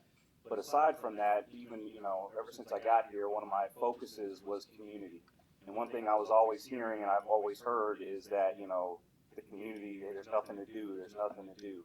That's one of the motivations for our community events. Those things are extra. That takes a lot of time to organize those events. It takes resources, it takes people, you know, volunteering their time. You know, I'm not saying that that's a part of our job, but to me, it's something that I felt very necessary in this community. And, you know, some of the events are better than others as far as people coming out, but like you said earlier, you know, not being afraid to try to do things and things. You know, I can admit when we do something and it didn't work, and we just regroup and try to do something else. But that's why we do these community events is, you know, I sometimes I think I get bashed, and, you know, that's why I don't have a Facebook page anymore, but I get bashed for some of the things that we do, but I'm just trying to say that, look, you know, we're police officers and you know, obviously our job is our job, but we also care about this community and we volunteer and we work hard in this community, and just to see us as regular people as well. So that's the motivation for a lot of these events. I love this time of year because it's more focused on children. We do Spooktacular, we do you shop with a cop. So I love that, and that's going to be our shift next year, is focusing more on children with our events, as far as, you know, not doing whole scale events, but more focused towards children. So. And I appreciate you because I, you know, got word back when you all reached out to somewhere I work, and you know, Cobb County basically, somebody in the department had reached out to them because what we worked on is gang prevention. With that, because that was a big problem. That was part of what I worked the program, so they got me in there. It's like I didn't know nothing about it. They was like, oh, but I was like, well, we're not closed-minded. I mean, we really work hard to try to, you know, come up with solutions and things like that. I mean, we really do, and I appreciate everybody in the police department because it's not just the officers, which, you know, obviously you see us more, but it's everybody in the police department. Codes, it's the civilian employees, animal control, that they work hard, very hard. Thank you, sir. Yeah, no problem. Let's move to animal control. Same reporting period. Dogs and cats total. We had a whole total of 120 intakes. That's quite a bit. City intakes were 44. We had 55 from the county and 21 from other entities that we received from. Number of calls received, a total of 78. Number of adoptions and rescues, 15 adoptions, 3 rescues, 4 were owner reclaims. Currently at the shelter, we have 17 dogs, 17 cats. Citations issued, total of 5, 10 warnings, and we have 10 open slots in the shelter as far as from dogs and cats. We continue improvements at the shelter. The flooring is in, it's installed, it looks really great. However, the shelter is kind of in disarray because we had to move things for the flooring. So it should be back up and running good the end of the week. Still in talks with different veterinarians in the area for sterilization and vaccination events, as well as an adoption event. So we're just working on that, and we'll put it out when we have everything scheduled. That's all I have for animal control. All right, moving on to codes. Same reporting period, abandoned vehicles 1. We're still combating weeds and junk. Hopefully, you know, with the change in the seasons, the weeds will start going down, but 15 of those. And 21 other. As far as news for the code compliance, they're addressing commercial and residential blighted properties. That's kind of the main focus right now that we're trying to get under control. And also the code compliance software is fully up and running, and that's been a great help. It's starting to streamline. We can already notice it streamlining and tracking what's going on, and also makes them more efficient. So I'm all about that. Anytime we can be more efficient in the work that we do, sign me up. So that's all I have. You have the rest of my report as far as the commercial construction projects and things like that. There hasn't been really much change when it comes to that. That's all I have. Any questions? Thank you, Chief. No problem. Public Works. Good morning, Steve.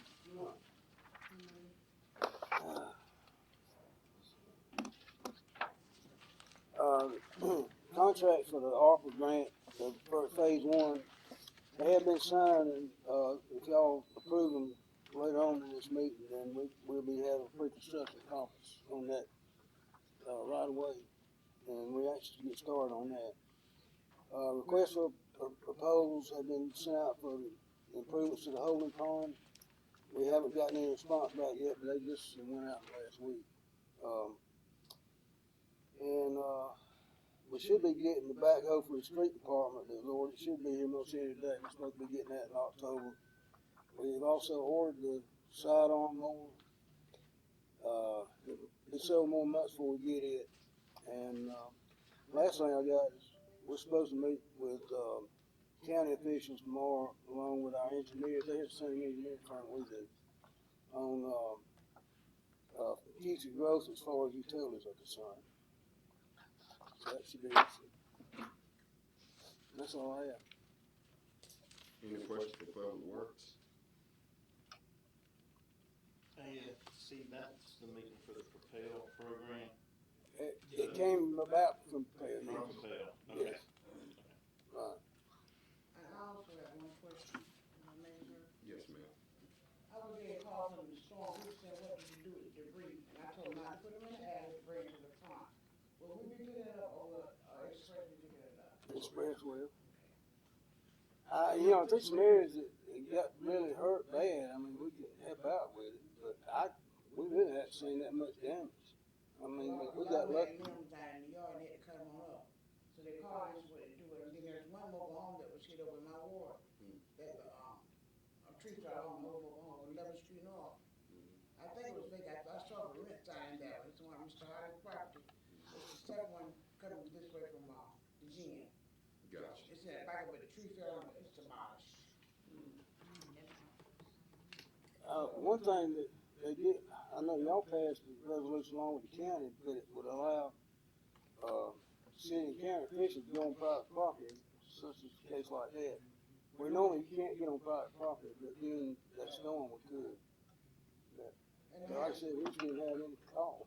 I had one other question from when she was in my ward. She asked a question, I think she Mr. Reed's ward, that the trees, some of the trees on her property on the city line, and she wanted to know what did she get to do, someone take them down, or did she ever take them down? And I was talking about that later, she talked to everybody years ago, and I don't know what they came with, because he soon died after, so. I mean, we'll take a look at it if I get the address. It's on the corner, it's on the corner of 18 East and 5th Street, right there on the corner. I think it's 301 or 302. 18th Avenue and 5th Street. Right down the corner. It's a cream cut out burning shirt. What we normally do is we get a call on the trees, we go find out first of all if it's on city right away or not. If it's not on city right away, the city's not gonna do anything. If it's on city right away and the tree needs to come down, then we'll take it. Right. We'll take a look at it. Yes, ma'am.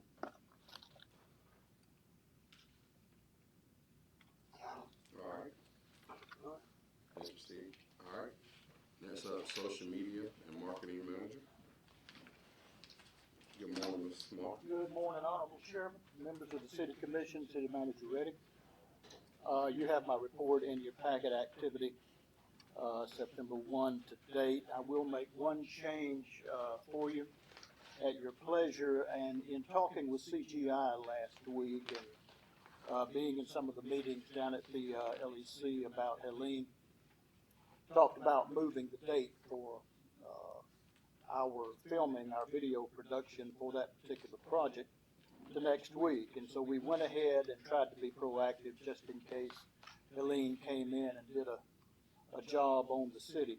And so we did move that. That is rescheduled for October 9 and 10 of next week, Wednesday and Thursday. I do have the video production instructions and a link to those. If anybody in the room or anybody on this commission would like to take a look at that, I'll be glad to send you the link. And other than that, I'm going to remove my city hat for just a minute, put on the pastor's hat at Grace Baptist Church.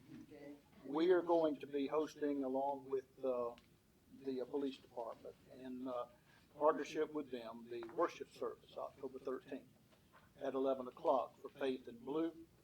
And so as pastor of the church, I'd like to personally invite this commission, each one of you, the city manager, each one of you in this room, community, to come and support your local law enforcement. Service will begin at 11 o'clock. We're located at 1997 Royal Road, Cordele. It is open to whosoever may come. We would love to have each one of you come and worship with us. And other than that, that is my report, and I'll try to answer any questions that you may have. All right. Any questions for social media marketing manager? Thank you, Mr. Small. Thank you, Mr. Chairman. All right. Next, UCNT, Ms. Debbie, good morning. Good morning. We were truly blessed Helene took a right, I promise you. We've gotten 12.45 inches of rain in September. It's the second wettest September since 1924. It's just amazing. We have now topped over 1 billion gallons treated at the wastewater plant. And with all that extra water Thursday night and Friday, we've had a catastrophic failure of both our screw pumps. It's secondary wastewater pumps that pump halfway through the plant to finish treating the water. I have a contractor coming today. I don't know if he's been yet or not. We're in a mess. We borrowed the bypass pump from Public Works, and if it wasn't for that, we would be overflowing and sewage backing up everywhere. So, that's just a mess. And we're going to get it fixed just as fast as we can, but, you know, it's like everything else in a 45-year-old plant. It doesn't last forever. But we're working on it.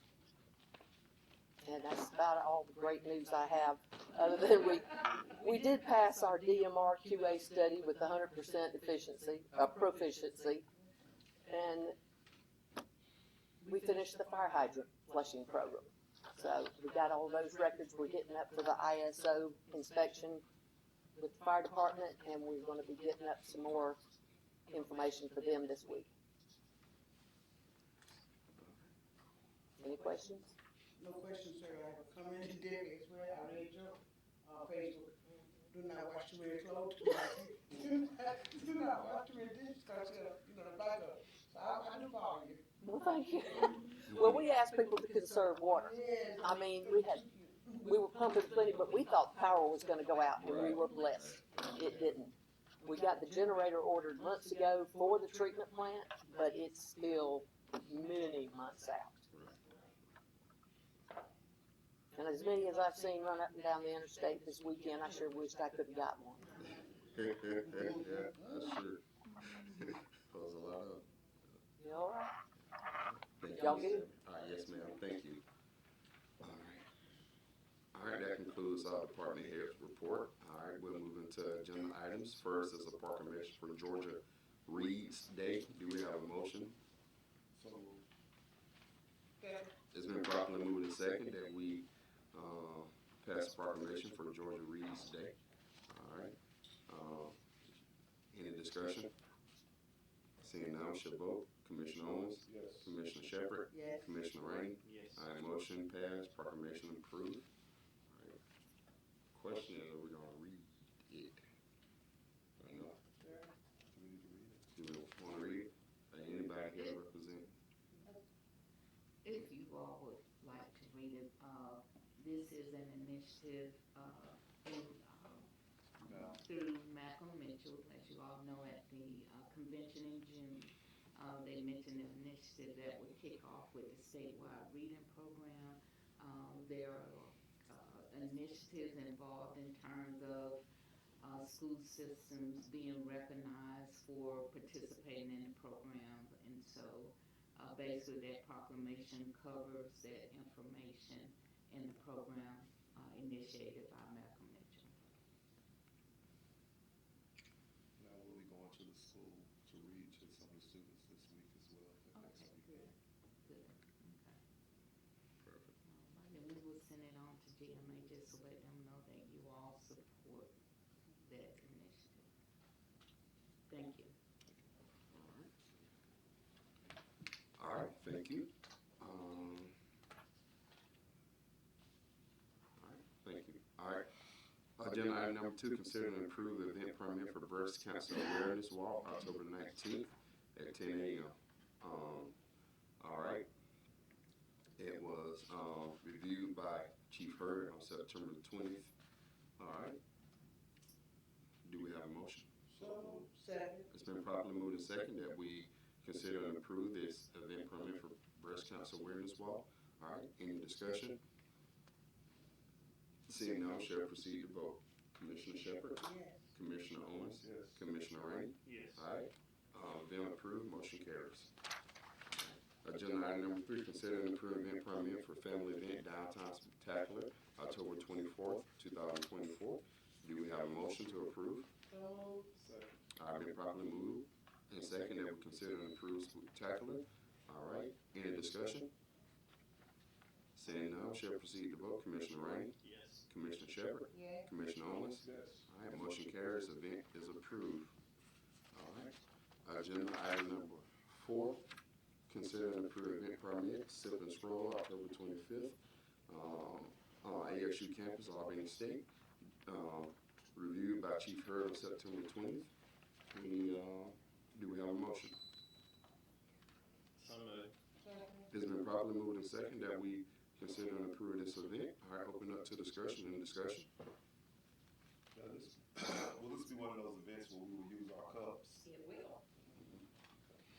I'm just dying to see the cup. I mean, we talked so much about the cups when we first started doing this, and I ain't seen nothing that we had with the cups yet. So, well, I would have shown up to the event. But I just think, I'm just asking because I know people coming from out of town and you want them to be a part of it. We got some rules in place, and I would rather them know what they are before they get here, so they won't get here and then get caught with a red cup. Or blue. Is it red? It's still a red cup. What color is the cup? I think It's clear with the Main Street logo on it, and I think it's, maybe it says historic downtown Right. Cordele on the other side. It's just a clear cup, 2 sizes. And then the date for the event is always on the cup, so we know. No, it's That's they're only not old good for cup. one day. Can't bring no red cup. Are you gonna have a cup? No. I was in committee. I don't know who was asking, so I was sound like you're ready for your cup. I might have a cup, but I promise you I won't have what everybody else probably has. All right. We'll have my own press party. Get you some Welch's. Canadian juice. If y'all wanna know any of the details, I'll be glad to answer any questions you may have.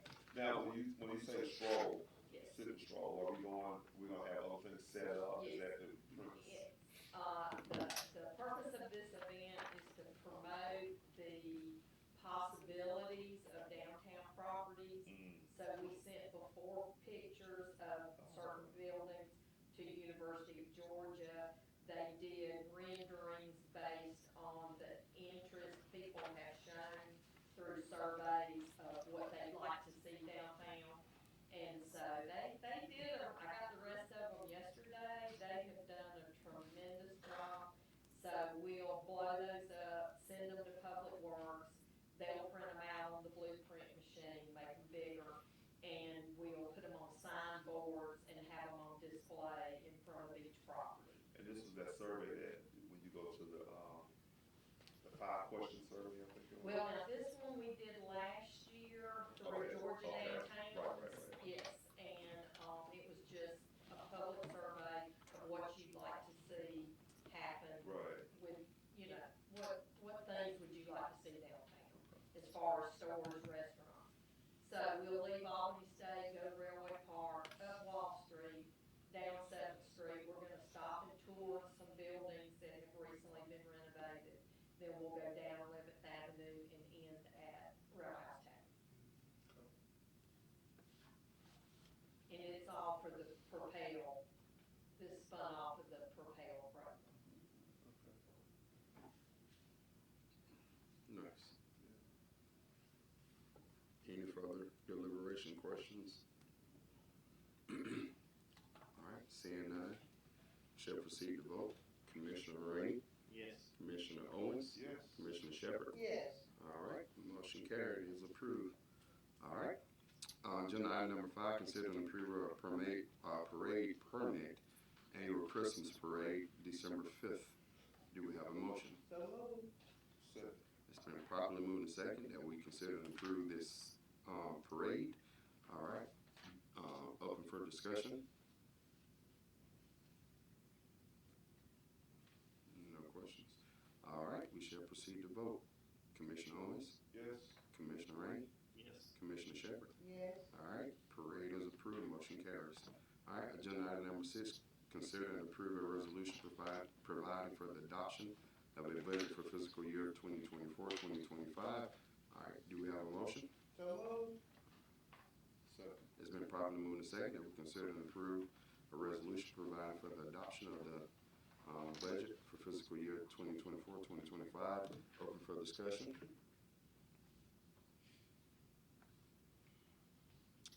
I have one question. Do our budget has to be approved by a resolution or ordinance? I used to prefer ordinances, that has a more weight to it, but a lot of people do it by resolution, I think you do it anyway. Our charter says it's supposed to be an ordinance. As I said, I prefer ordinance. Yeah. You draft an ordinance. I can answer that, just don't know what happened. There was a change in the charter way back, I think 20 years ago at least. Part of that change was that we could pass the budget as a resolution instead of an ordinance. It's one of the few exceptions. That's not what our charter says. I know that's what I said, amendment to the charter allowed it. Yeah, but can anybody find that amendment? Because, I don't know what year it was. I don't think, Steve, that would have any effect anymore if you adopted a new charter since then. yeah, It's right in It will be a new charter, that's good. I'm just, if we operate on the old charter, it would be allowed by law. yeah, yeah. So, I'm not surprised it's in the charter like that, Mr. Chairman, I always like to do it, it has more weight, just an ordinance. The authority of the law, put it that way. yeah. Man, I talked to somebody about that, and they tend to agree that it was in there for a reason and it should be by ordinance, so. The only reason it was done like that because it was always the last minute. You know, like June the 3rd, maybe by June the 3rd, instead of having to wait till the next year, when they had to pass it.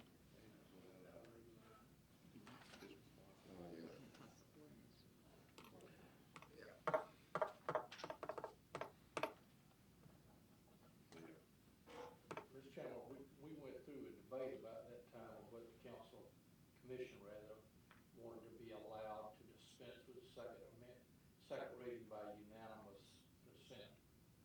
And the commission at that time said, no, we want to have 2 readings of every ordinance. So there is a way to amend the charter by home rule to allow you to do what Steve wants to do on 1 reading, so long as you dispense with the second reading by unanimous vote of the council. It's fine with me, I just had a question, we'll proceed to vote. All right, if, Commissioner Shepherd, Yes. Commissioner Owens, Yes. Commissioner Rainey. Yes. All right, it is approved, motion carries. All right. Agenda item number 7, consider and approve a new alcohol license, package store, liquor store, wine. All right. It was reviewed, by Chief on August 30th.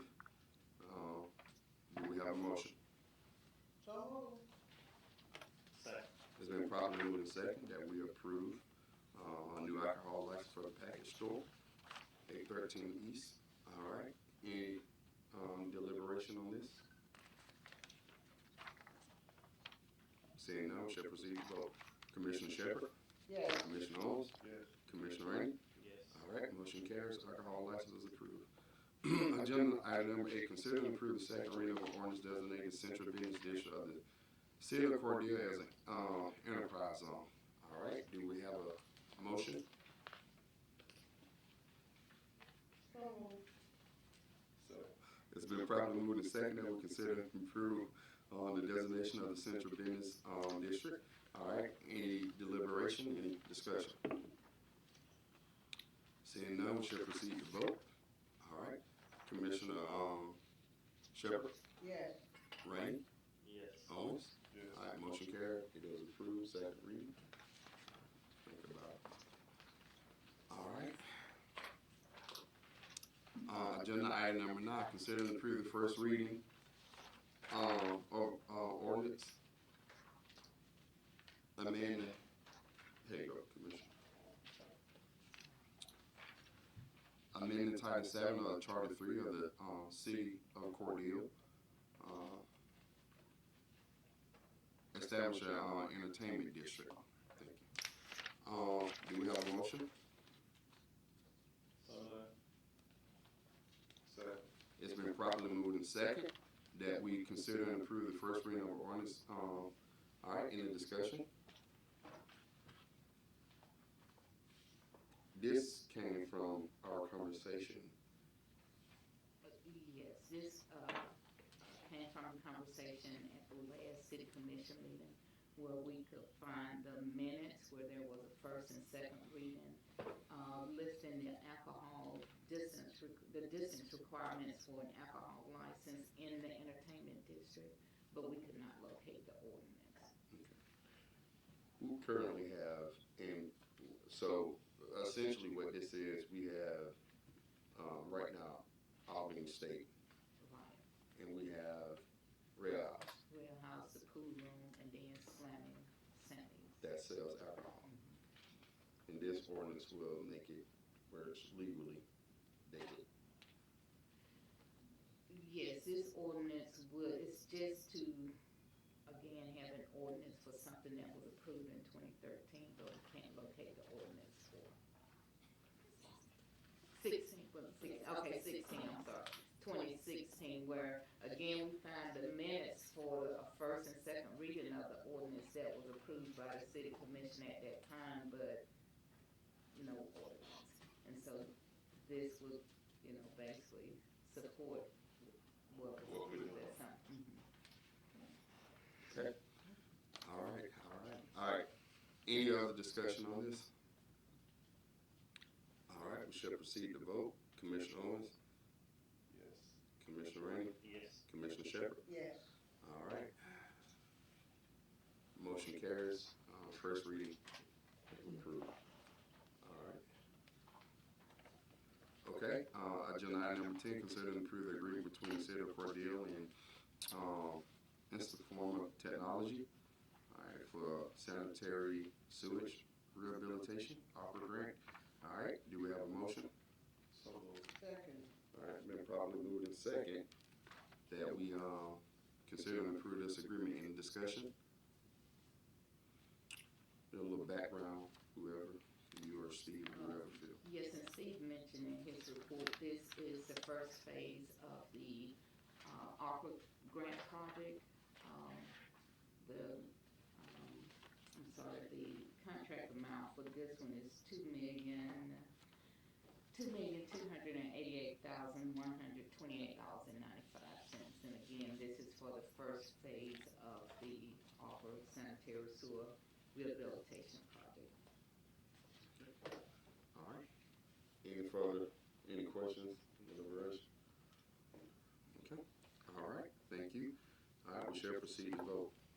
Commissioner Shepherd, Yes. Commissioner Owens, Commissioner Rainey, Yes. motion carried, the agreement is approved. All right, agenda item number 11, as far as the amendment go, was an event permit for Wealth Inspire Wealth Group, held on, I believe, my memory, October the 10th, what have you. Do we have a motion? So moved. Second. It's been properly moved and second that we consider and approve an event permit for Inspire Wealth Group for an event on October 10th. All right, discussion? Yes, sir. And this may have the required, insurance prior to the date of the service. Like by the 6th or 7th, we should have, you know, a definite coverage for the city of the liability insurance.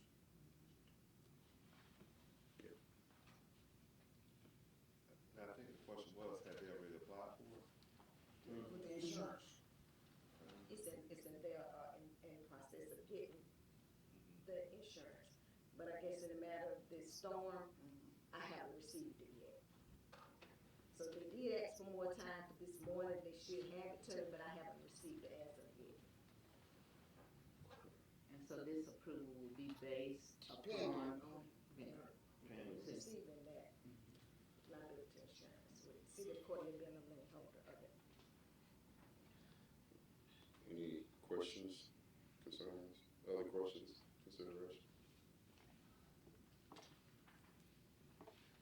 My question is, I feel, well, my comment is, I feel uneasy skipping, letting others skip the line. We have a process, and all the rest of them got on the agenda through that process. And it's a dangerous thing to allow someone to come in premature and say they don't have to go through the regular process.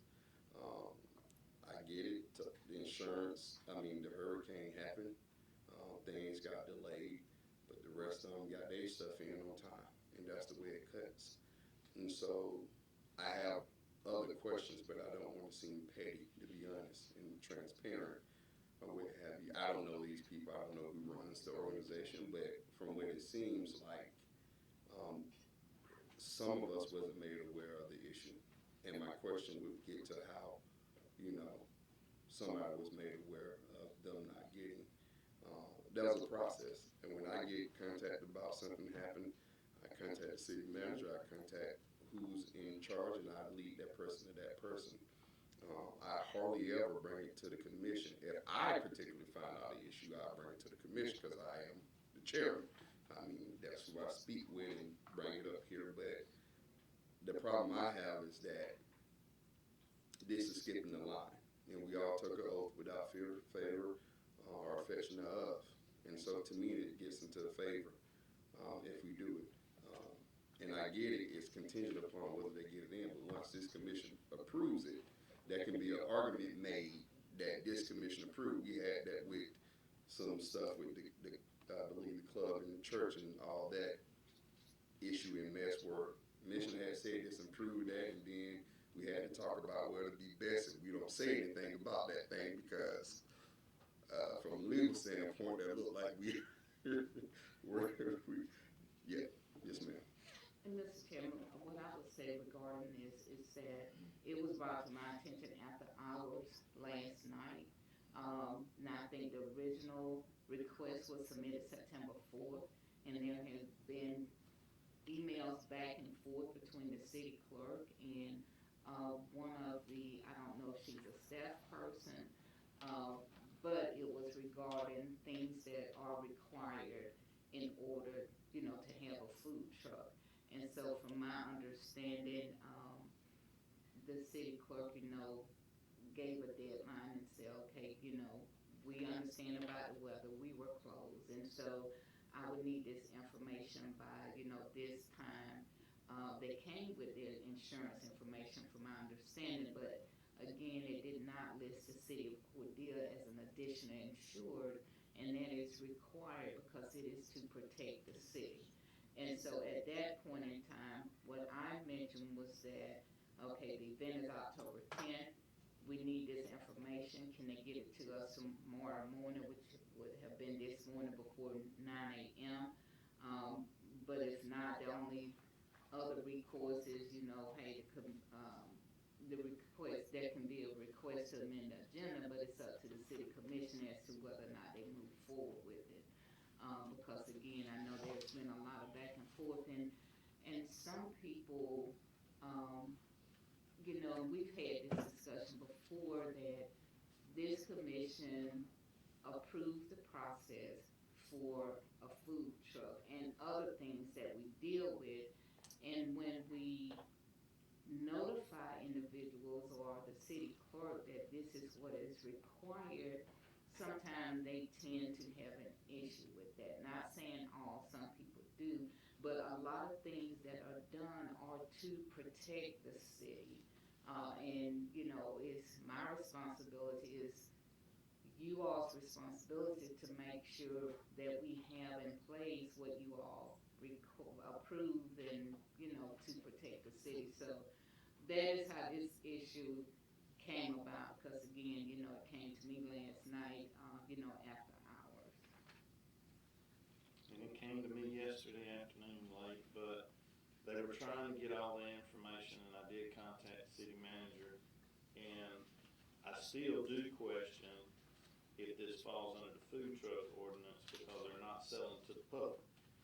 It's a catered event, it's on private property, this is a catered event without retail sales to the public. And the food truck ordinance is usually carrying, making sure the liability is covered when you're selling a product retail, and that's just not happening at this event. It's again, private property, catered event, and there's a lot of caterers that cater events that aren't providing copies of the insurance and everything to us. They go to the Lions Club and everything, and the catered part of this, with a food truck, probably needs to be addressed. Well, I think that what I'm hearing, and I don't know the ins and outs of the conversation that went forward, but the fact that they said food truck is what puts us in the process, what they placed on the thing, if food truck had never been mentioned, that would have been a side that we would have had to even pursue, because if you go to the event, somebody's gonna cater it, you don't know what they fixing it in, but the fact that the food truck was stated, that's what puts it to the point of, we have to cover the basis of what because that's what we said. I don't, and I do know Ricky, and I know, them, and I don't think that they would do anything violating, but because what was stated, that's all we had to go on. What I'm concerned about, and this is the biggest thing that I said before, is that policy is put in place to be neutral. Everybody has to go through the same thing. Policy procedures. And I had this came by food truck. It was the same when I made the comment, was that it should be the point that if a commissioner or elected official can run somewhere and help somebody out, we make policy to expand what we do and make it neutral to everybody. It shouldn't be relying on one person or favor for one person, or not saying this is up as a favor, but that's why we make policy. So it doesn't become a situation where this person get this because they connect to know that person or what have you. I see what is said about it being, a private event and everything, but I think the regulation is still on food trucks. And so that's the problem in this situation. The regulation is still on food trucks.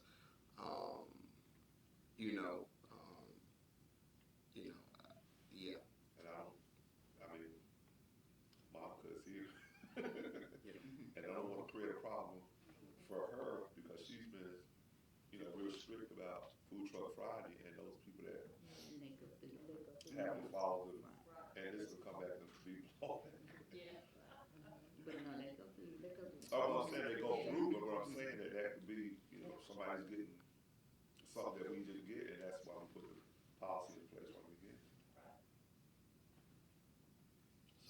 just giving them 2 or 3 days to get the insurance up here. Maybe October 3rd or 4th, approve it pending that. But I see what the chairman is saying, we don't do that for the others, why are we doing it for this? Hurricane. There's the telephones too. And we have had this problem before with, City of Cordele not being a lien holder. They sit right there in my desk, call the insurance company. Insurance company put it on there, send it to me, no problem. The same day. But I talked with Stacy, and she said that, the one with the food truck was talking with the insurance company. That was yesterday. I've been checking my email, I still haven't heard anything as that they did put the City of Cordele on the liability insurance as a lien. So, okay, well, maybe I missed something there. So the issue itself is not so much with the person that's planning the event as it is with the people with the. Catering. Okay, because I guess in my mind, it's more so with the people, but it's the, I got you. Well, that does make a difference then because, yeah. So.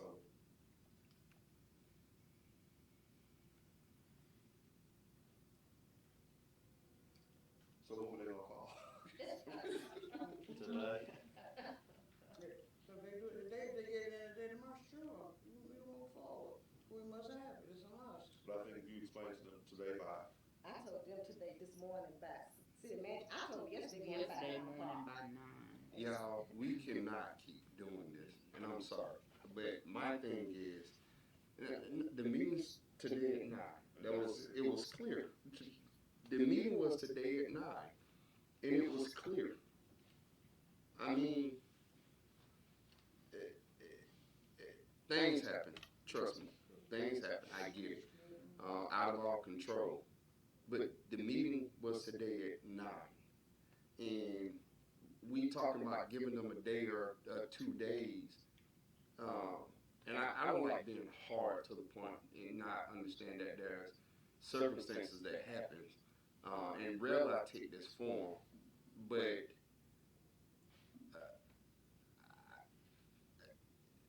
giving them a day or 2 after we don't have a meeting or what have you, because again, what we fall into, well, the commission voted this. So if they don't get it in, we already technically approved it.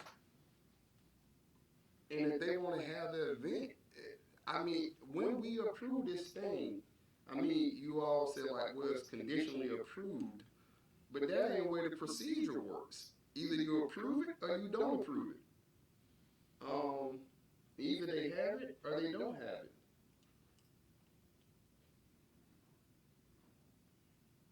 And the question is, I get a lot of calls, and I have to tell people, you gotta have it in by Wednesday or Thursday, and go on the agenda, and that's it. If they don't get it in, you know what I told them? Well, I mean,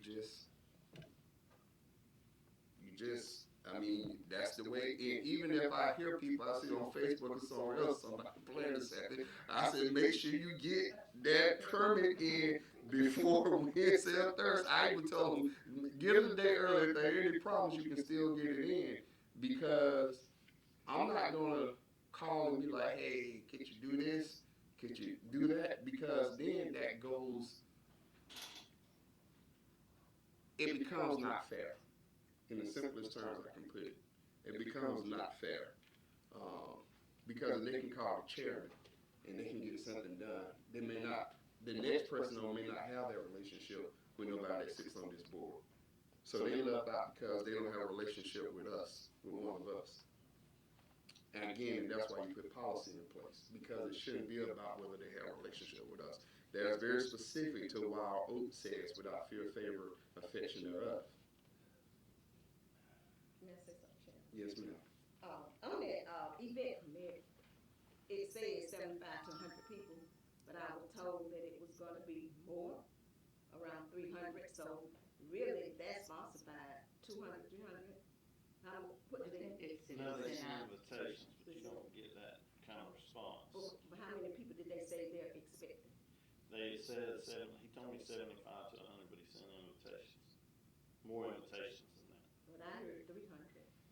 They sent, well, I think I don't know they exactly. sent 2 or 300. 2 or 300 invitations, I don't know. But you don't get that kind of response. They expect 75 to 100 is what they expect. And that amount could be based on RSVPs. Yeah, RSVPs that they received, today. But I guess my question is, the approval that they're asking for us is to the part about the food truck, right? Hold on, let me stop Not you. the event. I'm sorry, go ahead. I'm saying, because the event is on private property, so he can have the event, right? Just that the food truck can't. He still needs an event permit. Oh, so that's the part, okay. It might go over to the road. I'm clear, I want to make sure I was getting it all in. So, Any more deliberation, discussion on agenda number 11? All right, we shall move to vote. Commissioner Owens? Nay. Commissioner Shepherd? No. Commissioner Rainey? Yes. All right, the vote failed, basically. All right, at this point, we'll move into our city manager's report.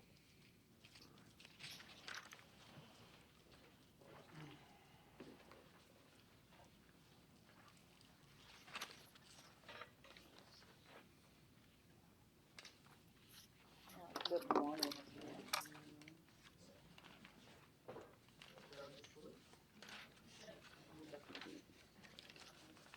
All right, city manager's report for October 1st, 2024.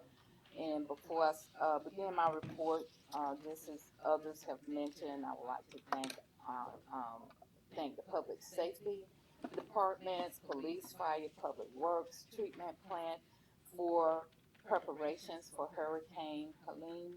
Last week, I did attend the last briefing meeting at the EOC, and it was just great to see how the community partners all came together to plan for the hurricane. I mean, we had the county there, the school system, hospital, chamber, state representatives, and of course, the sheriff department, and heading up everything at the EOC. So again, thanks to all, and again, we're both thankful and blessed that the storm went, east of us, but continued prayers for those who suffered, human loss as well as property damage. So again, thank you to those departments and all employees. Upcoming events, we have a land bank meeting October 8th, Power Commissioner Boardroom at 1 p.m. The ministers meeting is scheduled for October 10th at the Community Clubhouse, pending at the Community Clubhouse at 9:30 a.m. We have a Community Clubhouse meeting scheduled October 21st here in the courtroom at 10 a.m. And then we have a ribbon cutting on October 11th for Georgia Home Center located at 241 Highway 280 East at 10 a.m. And again, this is the company that Maurice had a conversation with, and so they located here in Cordele. So we appreciate, that and all that you do. So that event is October 11th. Other upcoming events, as the police chief mentioned, the fire safety event on Saturday at Home Depot from 9 a.m. until 12 noon. So hopefully all will go out and have the opportunity to have conversation with and see equipment from the police and fire department. Cordele Chris Community Cafe is scheduled for October 7th, 5:30 p.m. at Clara Scott Community Center. And so there's food and fun to be had by all. Again, just a reminder that we have an upcoming presidential election. Advanced in-person voting begins October the 15th through November 1st from 8 a.m. to 6 p.m. at the elections office We have Saturday voting on October 19th and October 26th, and Sunday voting on October 20th and 27th. Again, absentee by mail applications must be submitted by October 25th, and your ballot must be received to return to the elections office by 7 p.m. on November 5th. And then, of course, on election day, you will vote in your assigned precincts from 7 a.m. to 7 p.m. For additional information, please contact Becky at the elections office.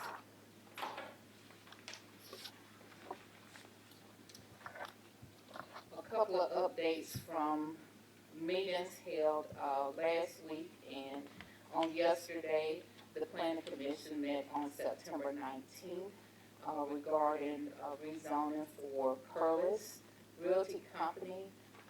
That particular item was scheduled to come before you today. However, after reviewing the application, that request was to the Board of Zoning Appeals for conditional use. And so Ms. Cantrell is working on scheduling a meeting for the Board of Zoning Appeals. We need to get it advertised, and we will go from there regarding that request. On yesterday, we had a planning commission meeting that lasted 2 hours regarding two items that were on the agenda for a public hearing. One was Summer Cove, and that is to rezone, a rezone request from light industrial to office institutional.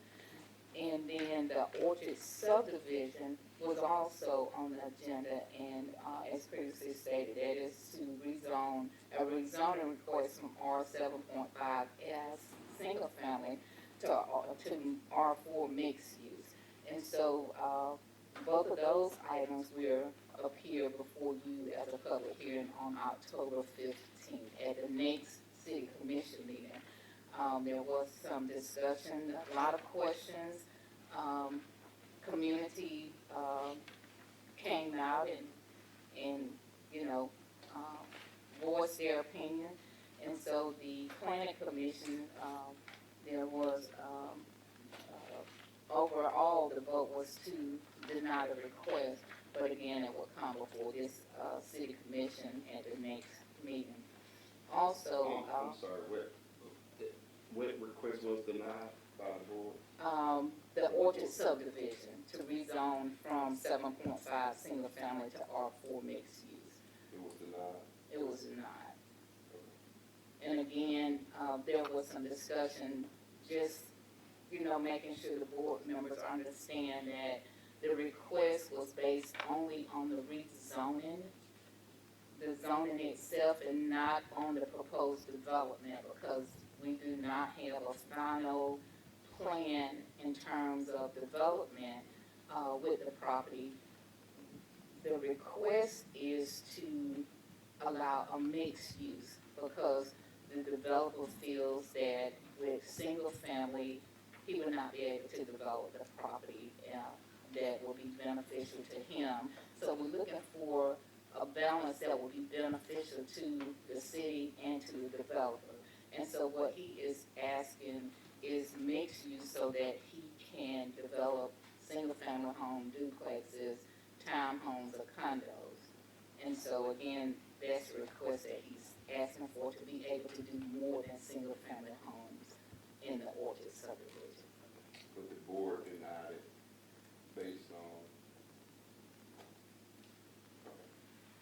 Well, it seems like y'all come up with a plan for people to be able to, I think it's dangerous too, to give him an open-ended way of developing that property. So he needs to come up with a plan and present it to them or to us. I mean, even. Well, what I told them is, with the hearing before the city commission, they need to have a more concrete plan as to the proposed development for the Orchard subdivision.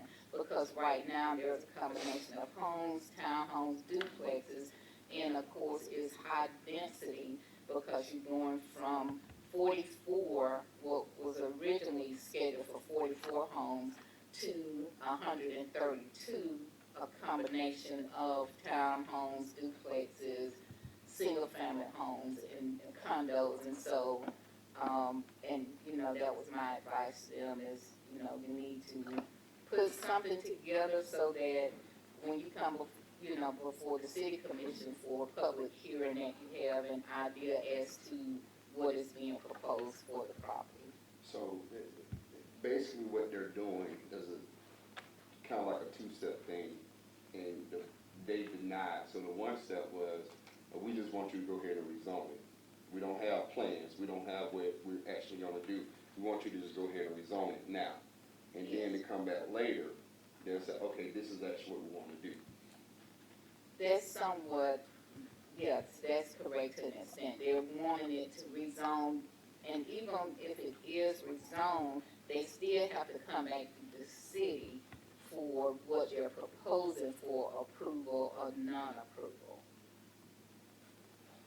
But my advice to them was, between now and then, you need to have something more concrete in terms of what you're planning to develop, you know, in the Orchard subdivision. You're right, because if they come here and if we approve the rezoning, we already have a green light, so we can't argue, because then it becomes on wet ground, and we argue that they can't do it. They can do whatever they want, because we just rezoned it to what they want to do.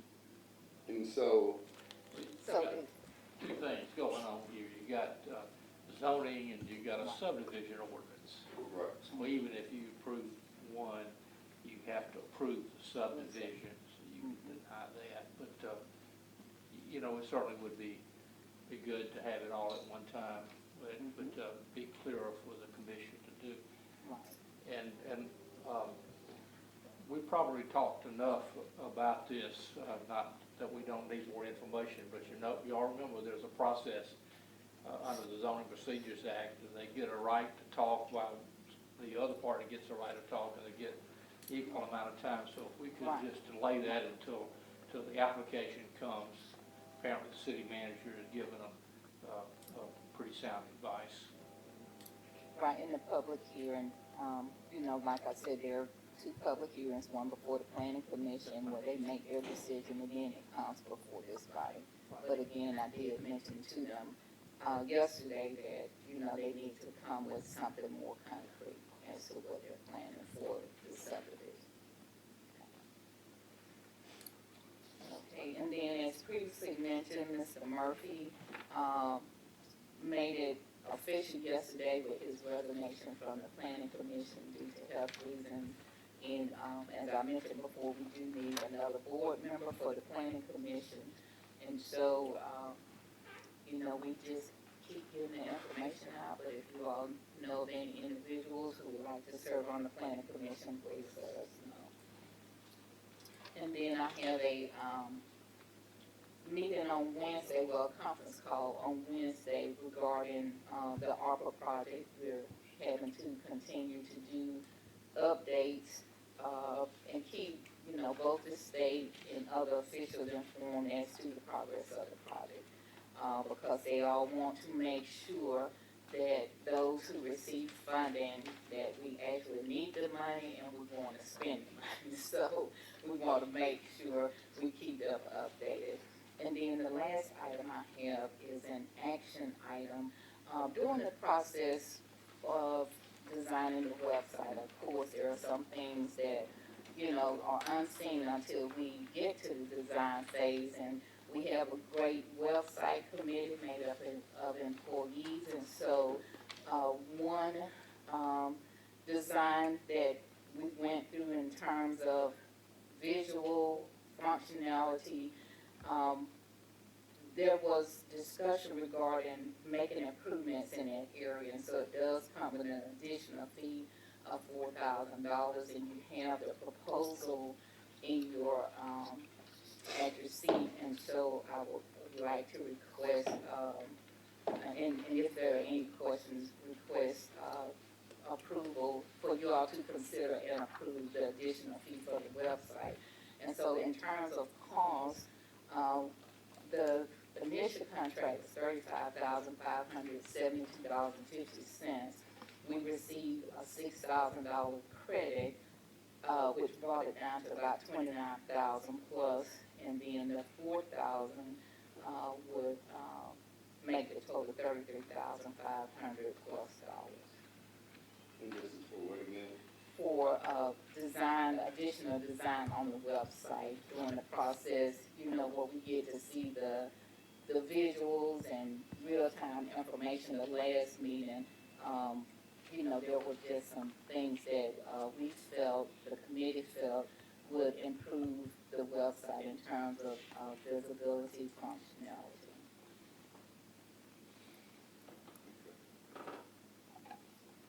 And so the request is for, I'm sorry. The request is to approve the additional design fee for the website. And that additional fee is $4,000.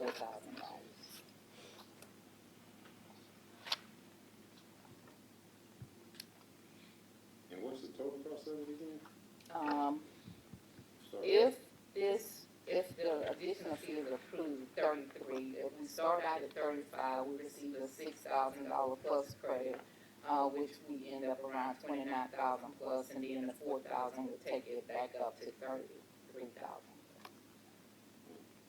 And we pay in installments. You know, last year we paid the fee, this year and then next year.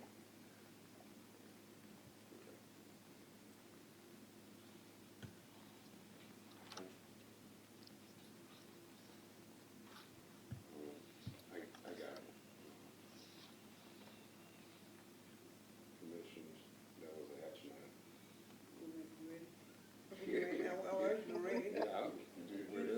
I need a motion, so I Oh, move yeah. that. Any more questions? I'm sorry. Oh, yeah, you say. All right. Great. Yeah, I'm ready. So moved. So, all right.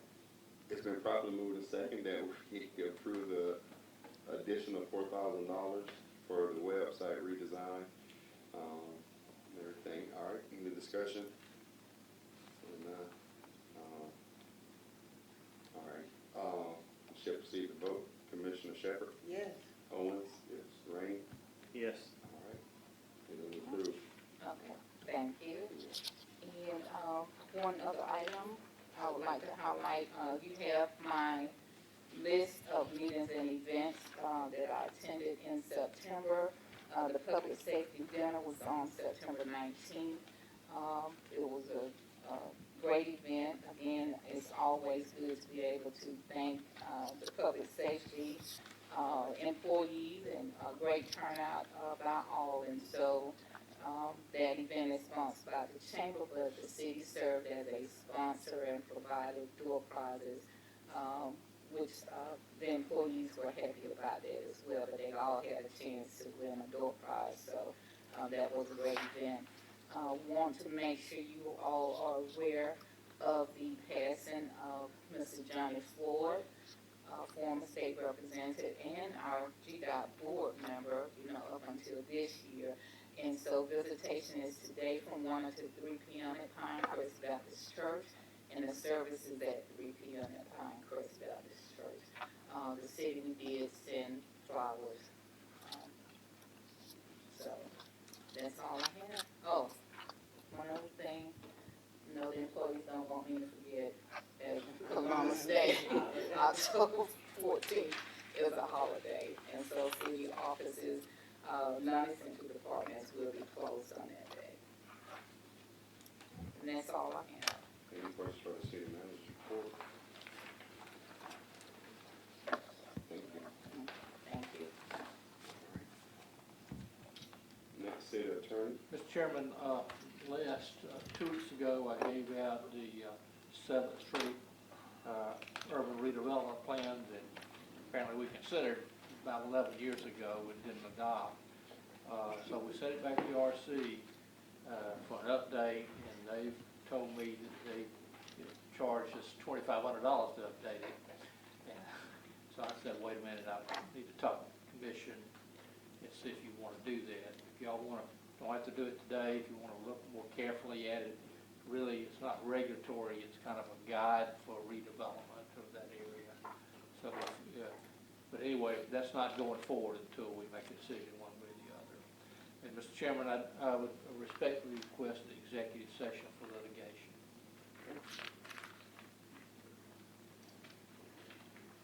first thing, well,